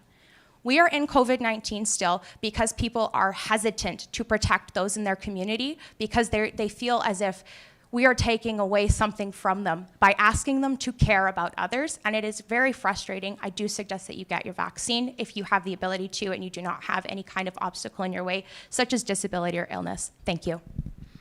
Thank you. Shannon? Thank you. Conservatives advocated very strongly for the federal government to secure sufficient vaccine supply for all and any Canadians who want to get them. I and all Conservatives believe that the choice about vaccination is a personal, private, individual health decision. Conservatives have made it clear we are opposed to mandatory vaccine passports for cross-country travel because there are multiple options like daily rapid testing. It is also the case that Canadian elected representatives have no control over the decisions that other countries make.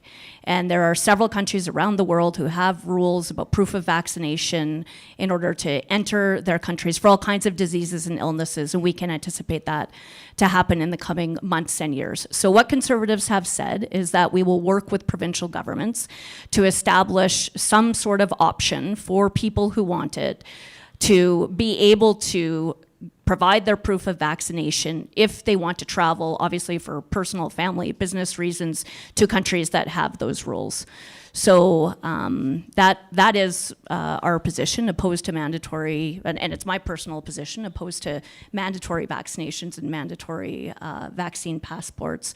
I agree completely with Anne that there has been a surprising, I think, on the government's part, lack of information and emphasis on therapeutics. I think there has been a colossal failure to protect the most vulnerable and seniors right across the country.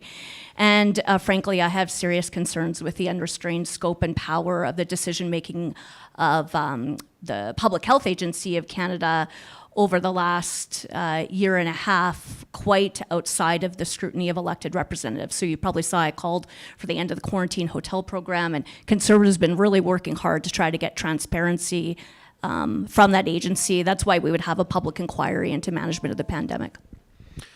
Thank you. And John? Thank you very much. The Liberal government, with the support of the Conservatives and the NDP, has invested billions, hundreds of billions of dollars, most of it last year, trying to deal with the onset of the pandemic. This was an investment to get us through it. It wasn't a Band-Aid just to cover the short-term problems, but it was to maintain our workforce, maintain the health of Canadians, and to maintain the health of Canadian businesses. What we saw out of that when we had almost beaten COVID was an impatience on the part of the provinces and businesses, and they wanted to get back to work right away. What we ended up seeing, of course, was a second wave and a third wave, and now we're in a fourth wave with a variant called Delta, and there's another variant coming up called Mu, and we don't know how many more variants there are going to be. Meanwhile, our healthcare workers are under siege in the ICUs. They're at the breaking point. They've sacrificed everything they can, and it's about time that Canadians realize that they have to make some personal sacrifices, even if it's a little bit inconvenient. Now, the COVID passports, if they're mandatory COVID passports, do not violate your charter rights. Not one bit. They may cause you some inconvenience. There may be some bars that you can't go to. You might not be able to go to a college or a school. You might not be able to board a plane. But that's nothing compared to the inconvenience of somebody that has to wait a further 8 months or another year for a hip surgery and whose surgery is canceled on short notice in hospital because the bed is taken up by an unvaccinated COVID victim. Get your shots. Thank you. That leads us right into our next question of currently Canada is experiencing a nationwide nursing shortage. How does your party plan to support nurses and healthcare workers in delivering safe care to Canadians, especially in our Lakeland region? And we will start with John, actually.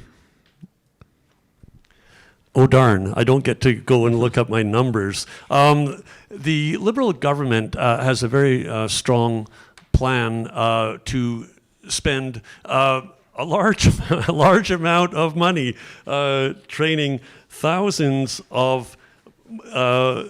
Sorry, I'm just flipping. No, training 1,000 more nurses, healthcare workers, and family physicians, and bring them into Canada, spending more money in all the provinces, expanding healthcare in all the provinces, and furthermore expanding healthcare services to Indigenous populations, either in urban or remote communities. The Liberal government takes COVID very seriously and realizes that mistakes may have been made along the way, but this is because we haven't dealt with anything quite like this before. In the Black Plague, we lost millions and millions of people. It decimated the population of Europe. In the Spanish flu, it went around the world and killed hundreds of millions of people.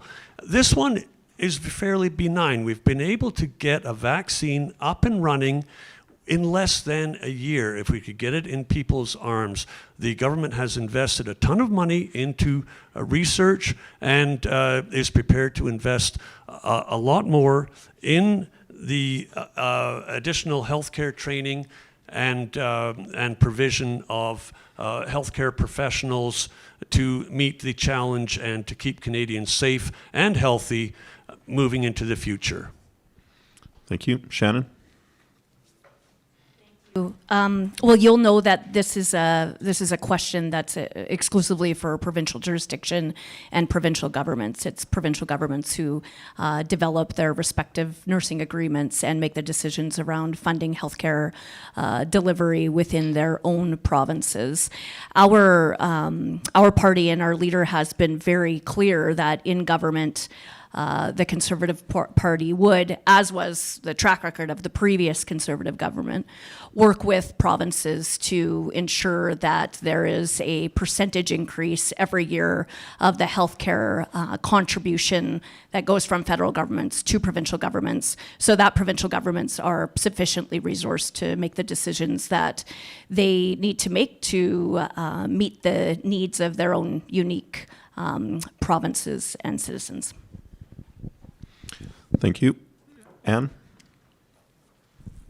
Thank you. I guess we should all remain cautious not to be giving medical advice, and because we should not be impersonating physicians and don't share liability that way. In visiting with my doctor, and I've already stated as well that our healthcare is under a provincial umbrella.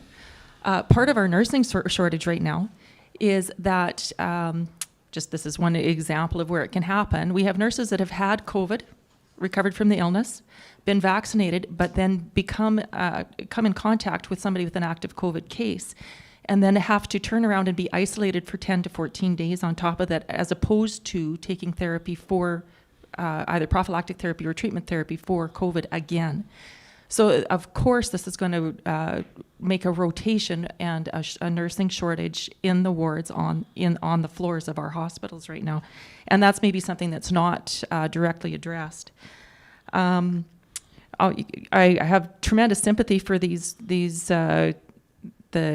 healthcare workers, not just nurses, who were fine to work all through the pandemic, but now, because they have misgivings because there doesn't seem to be long-term trials on the safety and efficacy of vaccinations. If they are hesitant to take a vaccine or even defiant about taking a vaccine, now they're not good enough to work? No, what's going on here? This is ridiculous. The comparison to COVID-19 to Black Plague or the Spanish flu after World War I is not valid. Nothing about our living conditions today is the same as post-World War I, where soldiers were sent back home to lay in wet tents in England and then to recuperate from malnutrition and illness and then dispersed back around the world, which is how the Spanish flu after World War I was spread.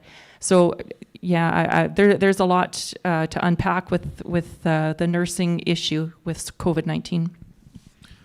Thank you. Des? I would like to repeat the same thing, that it is a provincial jurisdiction. Though I would like to add that the reason that we are seeing so many issues with understaffing, with nurse burnout, with just the general medical problems that are currently happening in Alberta is because of our provincial government and the UCP. Jason Kenney has absolutely gone to war with our nurses, and Jason Kenney was actually endorsed by Shannon Stubbs as well. Conservative governments privatize our healthcare. They are trying to privatize our healthcare. They have done it in many different ways. And we see that here in Alberta with the way that the UCP has been operating and has been attacking our healthcare system. The way that the UCP has been making it so that COVID runs rampant through our rural communities and through our cities by not actually taking any real action against COVID, creating campaigns of misinformation and not addressing those things and allowing these to run rampant long term. We have people going to hospitals to protest because they are upset that they are being asked to wear a mask or to get a shot. And frankly, I feel bad for nurses across Canada who are having to watch the people who at one point were slamming pots and pans together to celebrate our nurses, now standing outside and speaking vitriol at them or blocking access for ambulances. Sorry, I get very upset about this. Our healthcare system is in danger. And when we elect conservative governments, like our provincial conservative government, we see time and time again that they will take aim on those things that are helpful to us. The NDP is dedicated to hiring more nurses and making healthcare more expanded. We want to add pharmacare, dental care, mental health care, and we are also having many of our policies that are being endorsed by the nurses union. So if you are looking to vote for healthcare, our platform has got it. Thank you. Thank you. Fred? Yes, I'm not going to comment on provincial politicians and make platforms for provincial governments. I will say this with regard to the nursing shortage. It is also an economic problem. And the economic downturns in the West, the deficits for the provinces are problems in a lot of regions, a lot of different parts of our government, but for surely in the health department. And where does the money come from? We need to have policies that shore up economic security for our province to be able to afford these things. That somehow seems to get lost in the whole vernacular of that they're going to save us from the epidemic by lockdowns, by vaccinations, and as if they're going to fix the problem. It's a bigger problem than that and needs to be addressed just as much at an economic level as it does a medical level. And the fallouts of this are widespread for everybody. Nurses are having troubles. Children are having troubles.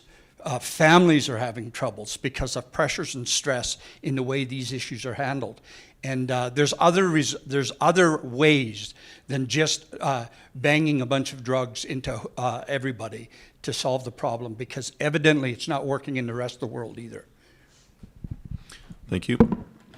My apologies for the provincial questions. You all handled it very well. Next one, I'll make sure it's a federal one. How does your party take a balanced approach to Eastern Canada versus Western Canada's interest when those interests are not aligned? The current federal seat breakdown does not provide motivation to appeal to Western Canada's interests when different from Eastern Canada when a party's intent is to form government. Everybody get a handle on that one? Let's start with Anne.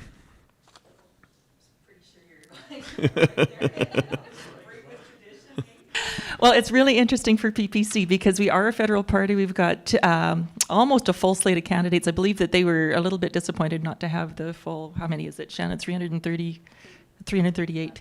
What did we get? About 110 or 111, I believe. So we've got representation in Atlantic Canada, Quebec, Ontario, Manitoba, Saskatchewan, Alberta, and BC. Not so much in the north yet. So, can you repeat part of the question? You're asking me what, how we can balance east and west views? Yeah. Well, the platform's the same from east and west. And our bilingual leader, Maxime Bernier, says the same thing in French and English. Our platform is the same and has been the same in 2019 and will be the same, 2 years from now as well. And I guess to poke fun at ourselves, I mean, we've got 4%. So I guess we're struggling as hard as we can to maintain a truth and not pander or change our platform depending on what province that we're speaking in. Okay. Thank you. John. Thank you. Much has been made in politics about the famous East and West divide. I'm a federalist. I believe in Canada. I don't blame individual provinces or individual regions trying to get the most for themselves. But however, I do take pause when I see people forgetting that we're all Canadians and looking for excuses to create divides. For instance, the Maverick claimed earlier that they took exception to central Canada importing their oil, and I think maybe it was coming from the Bakken fields in Montana, or some is coming from various countries. I asked them, what would you prefer? Would you prefer a national energy policy that dictated that Canadians should consume Western fuel? Is that what you want? Because we had a national energy policy and it didn't work out too well for us here. So we should be careful what we wish for. Now, a lot of the East-West divide is political theater. We've seen it here. The federal government has spent $8 of every $10 that has been spent against COVID. They have spent tens of billions of dollars here in Alberta. They have had the CEWS programs and the hiring programs for firms, and Jason Kenney has not moved in to partner with the feds. Rather, he would take the federal government to task, criticize them all the time, and try to maintain this division between East and West. I think it's entirely fabricated, and it's about time we pulled together as Canadians. Thank you. Shannon? Thank you very much for that question. As for seat representation, the questioner is completely right. The provinces that are underrepresented by population are British Columbia, Alberta, and actually also Ontario. I personally would push under a Conservative government for a review of that seat distribution in order to expand the numbers of members of Parliament for Alberta. There are a couple of other issues that we as Conservatives have made specifically to Albertans, which is only a first step that a federal Conservative government would take. One is to change, first of all, on the provincial question that will be put around equalization, legislation would be enacted to require a federal government to respond and to give a rationale to the result of a provincial referendum on equalization. Conservatives would also change the way in which equalization is decided. First of all, to mandate that provincial governments are actually consulted on it, and then for the fiscalization and stabilization program, and in part equalization, also to reduce the thresholds for payment, to lift the cap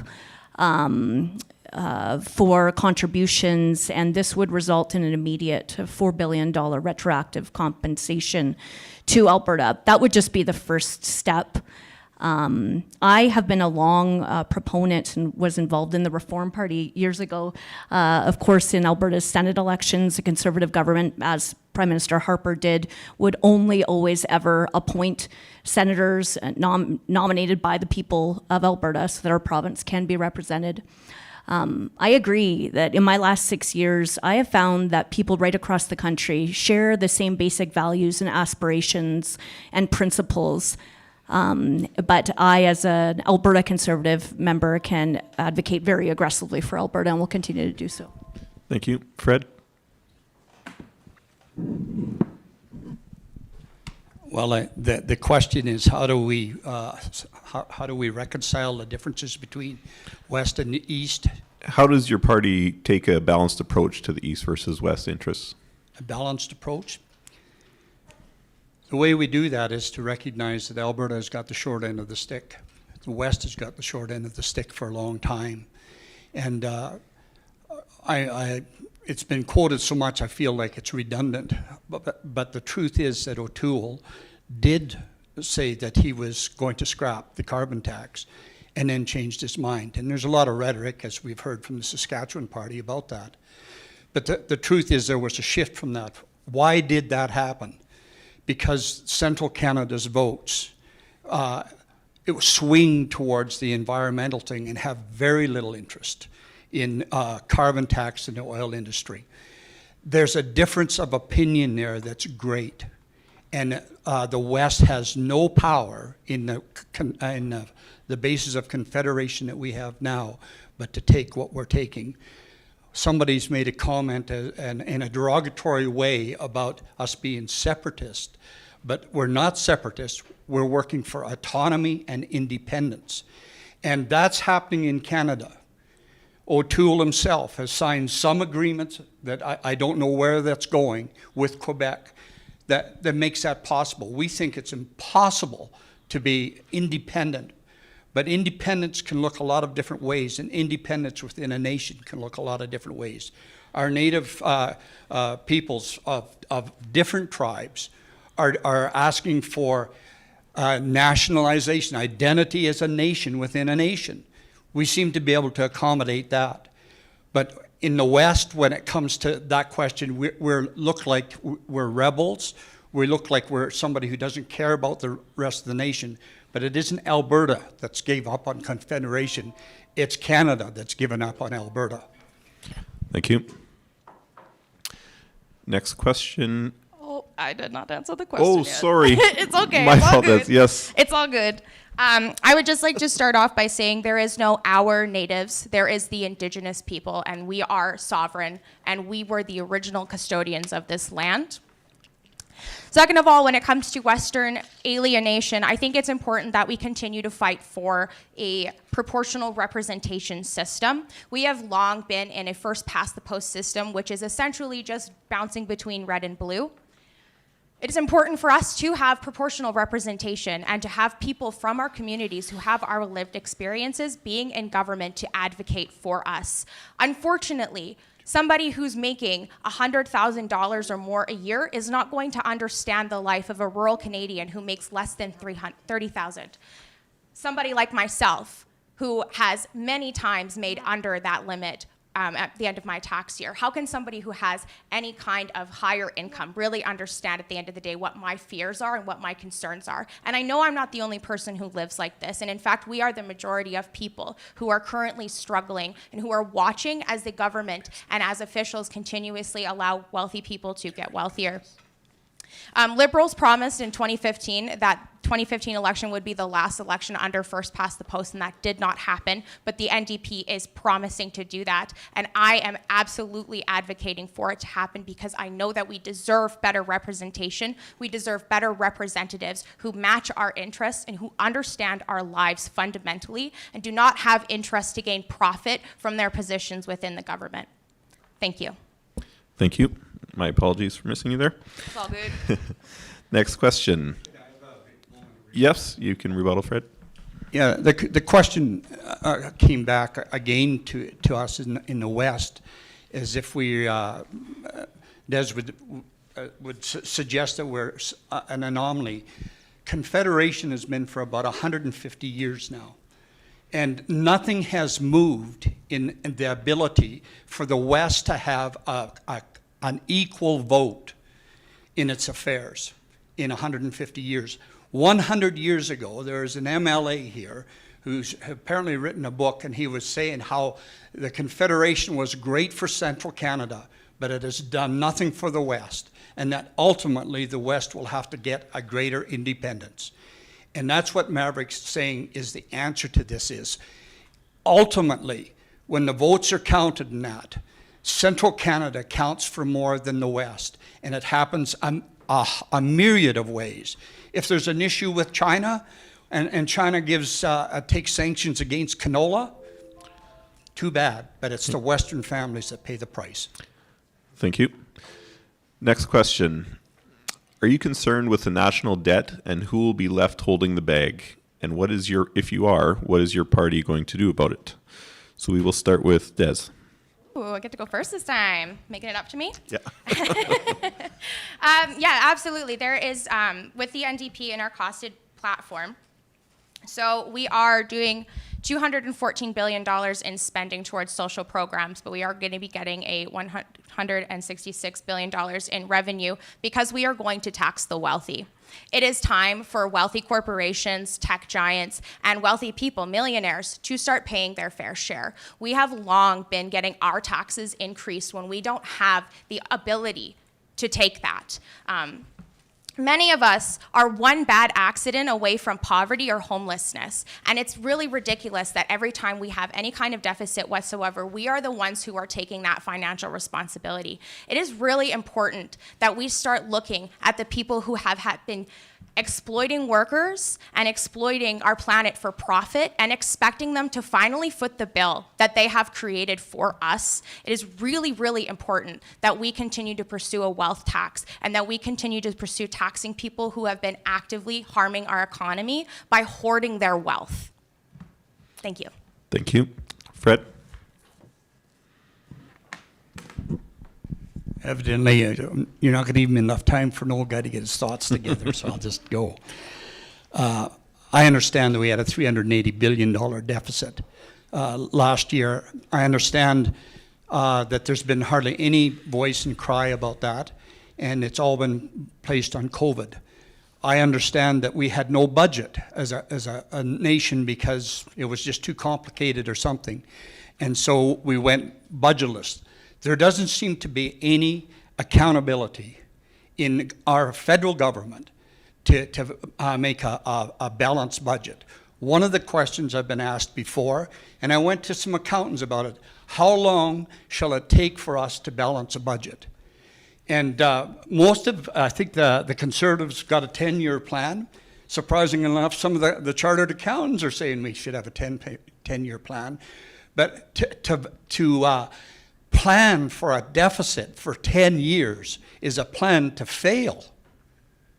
We need to balance the books. I'm not saying that we are out of debt, $1.4 trillion in 10 years. That's not what it means to balance a budget, but it means you stop spending more than you're making. And Canada isn't doing that. When the COVID thing hit on, one of my biggest personal bugs was Mr. Trudeau would come out every day on his steps and give a bunch of money away to somebody and look like a hero.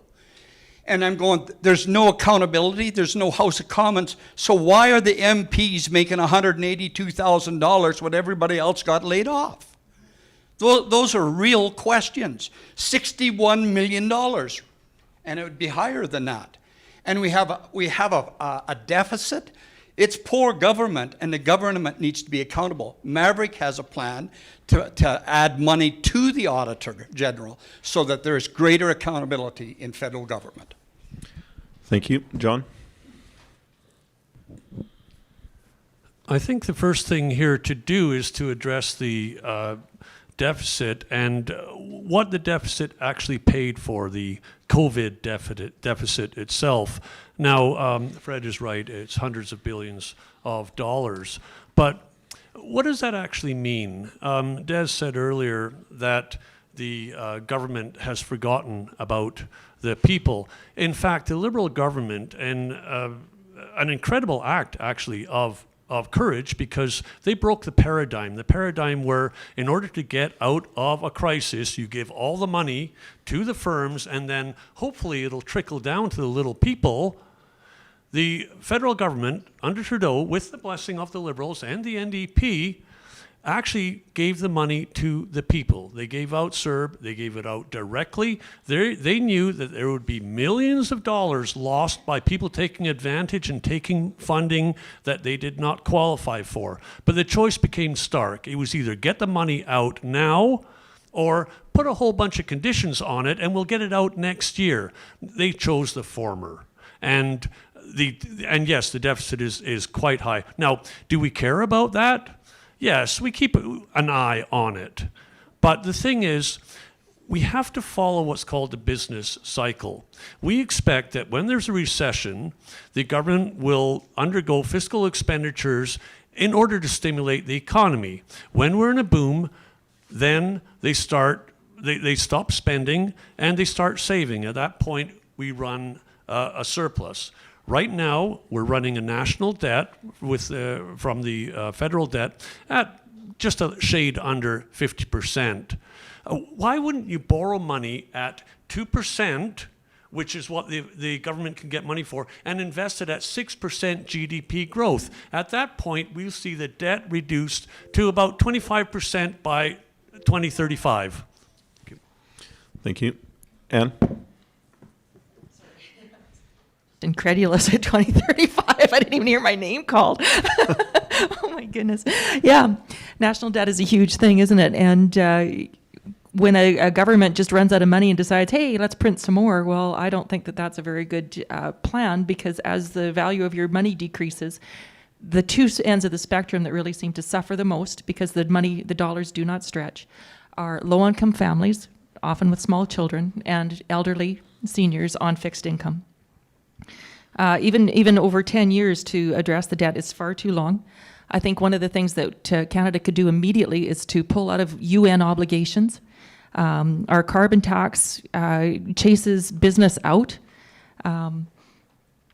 If we're not working, we're not generating taxes, so that we can't fund our provinces. This radical decentralization of the power of Ottawa to give control over taxes collected to the provinces so that we can decide how we spend our money is essential.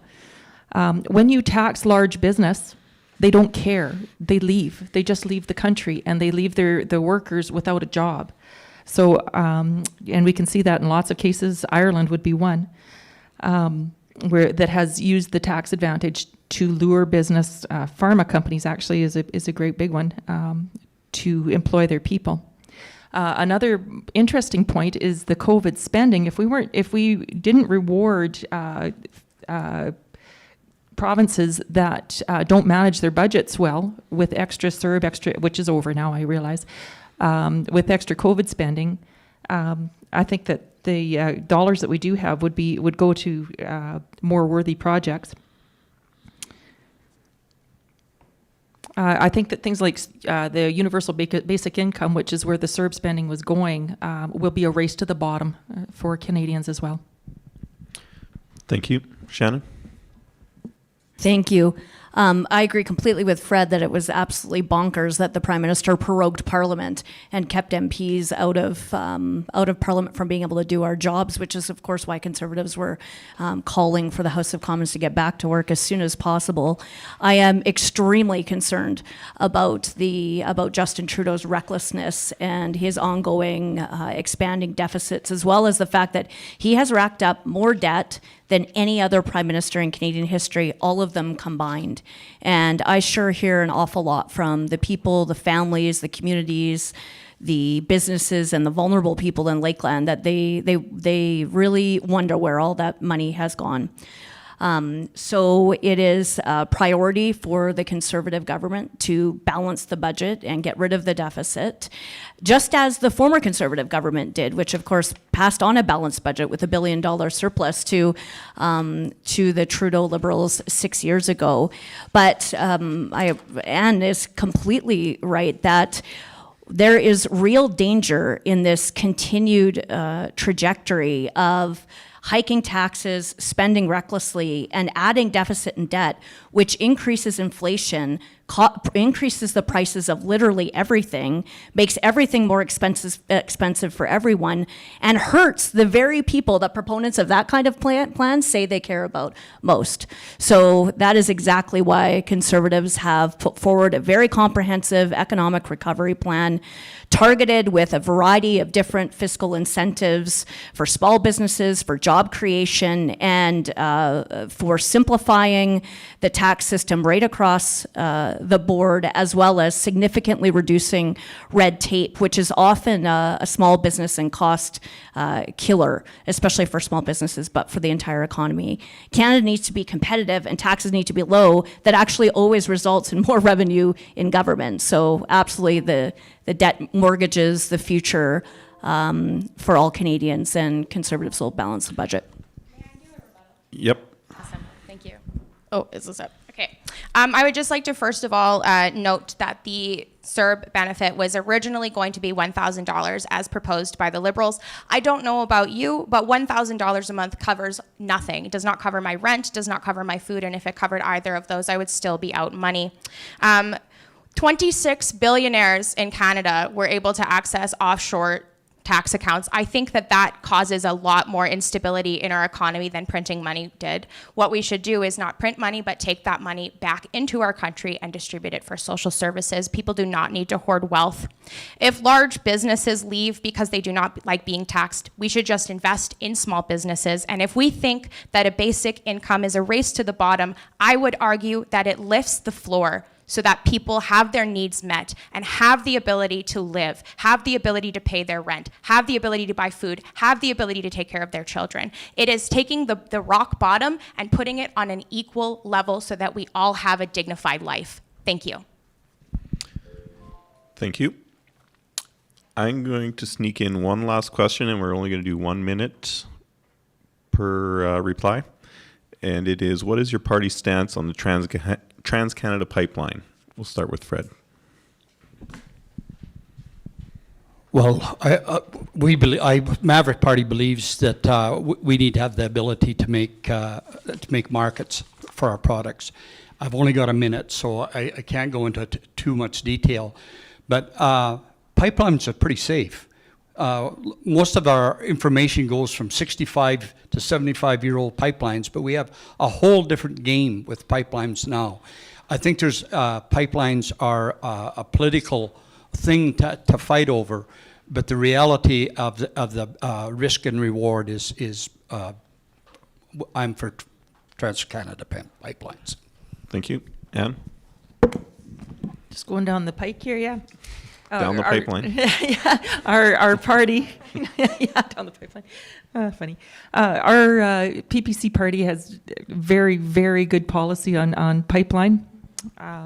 We're absolutely in favor of pushing pipelines through for the good of the country through Parliament.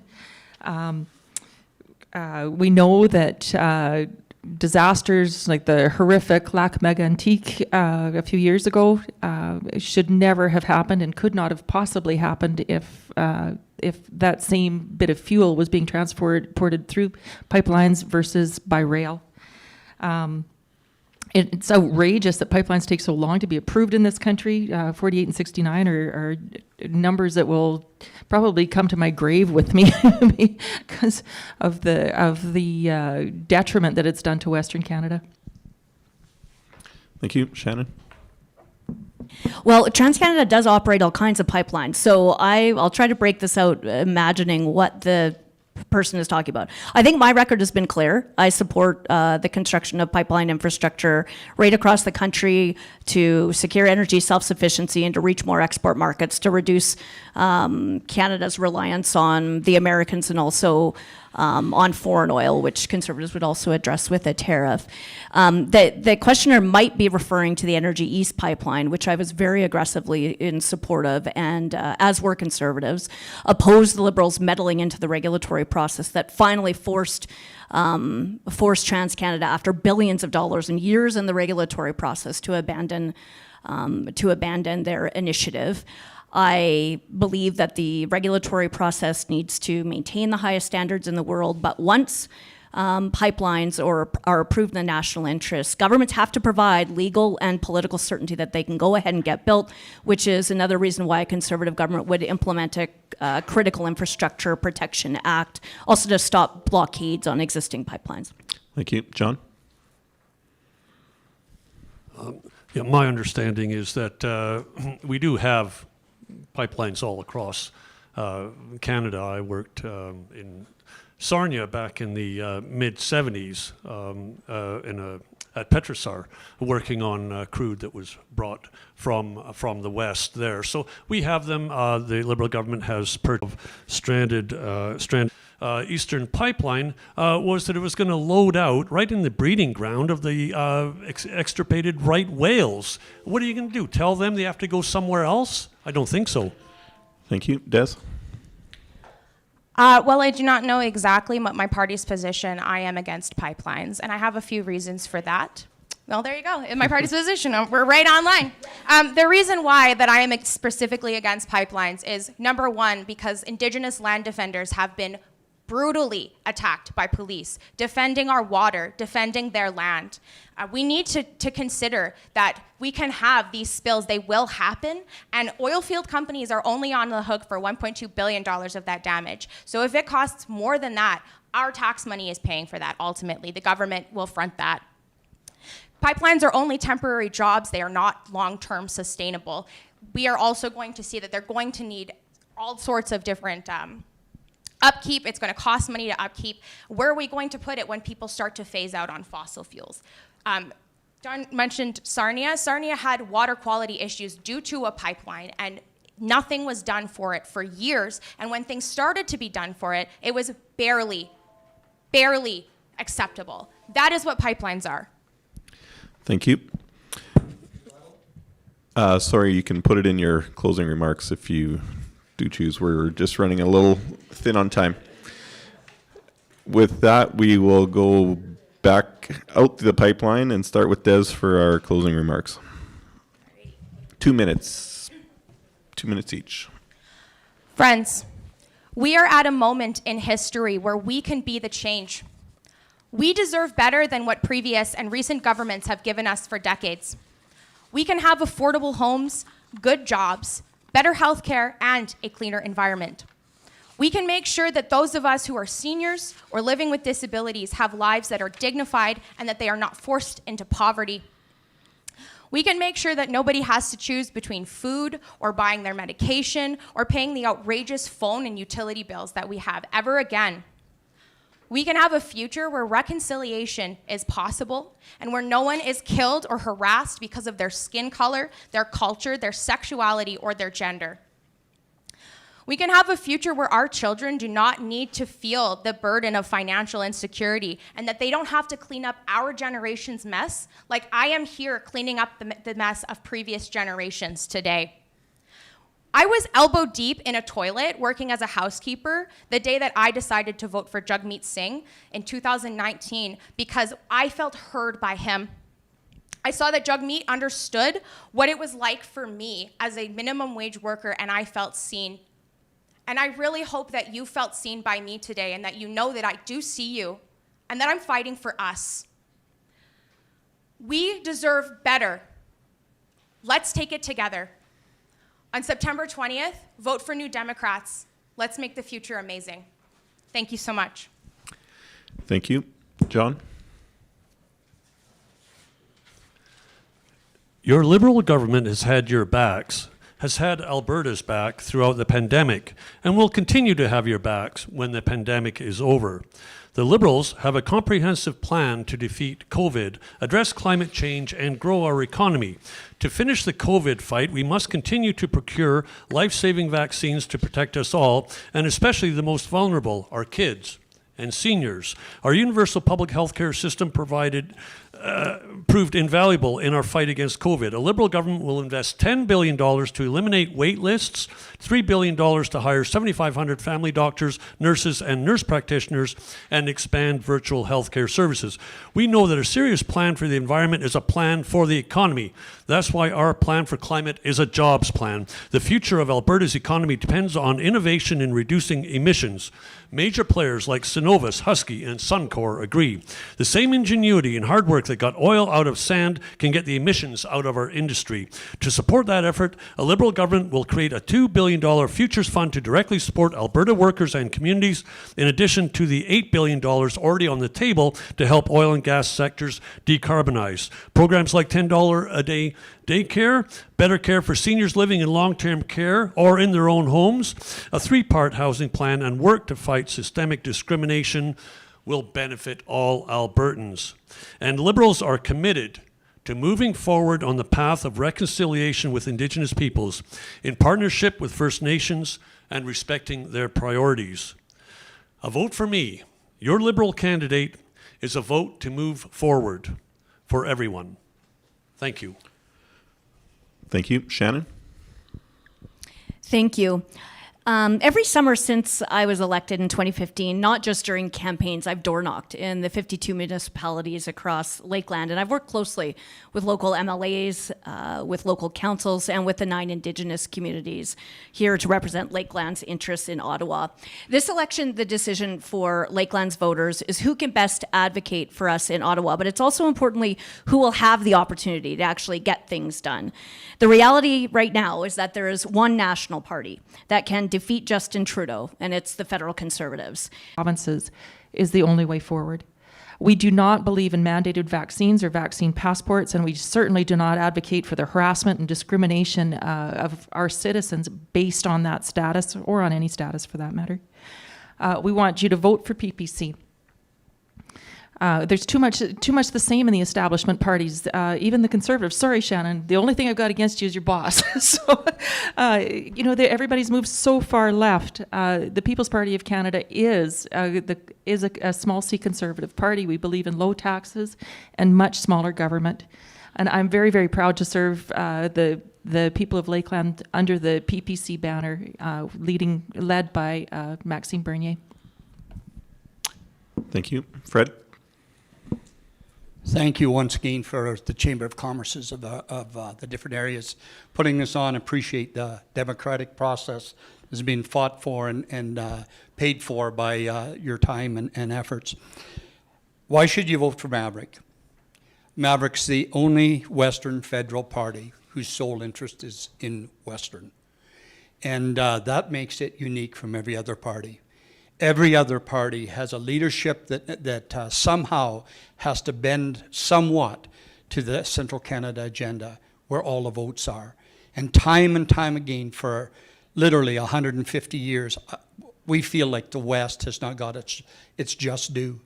People can say that we're sour, people can say all kinds of things, but it's about family. And Maverick is about family. And as I've traveled this area, there's many of the families that have a deep crease in their bow about the future that they have in Western Canada. Maverick's in it for the long haul. We're not here for one election. We're here and we believe that this is the beginning of a movement. We believe that it has power because we will not be compromised in any way. Maverick can truly represent the West and its constituencies. What did we have in common at the leaders' debate? None of them wanted to come west, and none of them said one word about the West. They spoke about a lot of issues, and a lot of them are very important issues. But the West was completely forgotten in that leaders' debate. And it's Maverick is a way to bring attention to that. People say, well, you're not going to form the government. Deb Gray didn't form the government either in 1989 and brought a lot of attention to the Western issues. Yes. By the way, 29% of the Indigenous people do not support the pipelines. The rest do, under 29%. Thank you. Thank you, everybody, for your time. Not in closing remark, I'm afraid. Sorry. I'd like to say a few thank yous, though. First, thank you to the audience at home watching online and participating and asking your questions. Secondly, to the candidates for their commitment and courage stepping up and making sure those constituents have a choice on Election Day. Maz Entertainment for doing the live stream out to the public. And finally, to Lakeland College for providing us with a great meeting space. So be sure to get out on September 20th and vote. It's your right, your privilege, and your responsibility of your province. I would now declare this candidates forum closed. Thank you.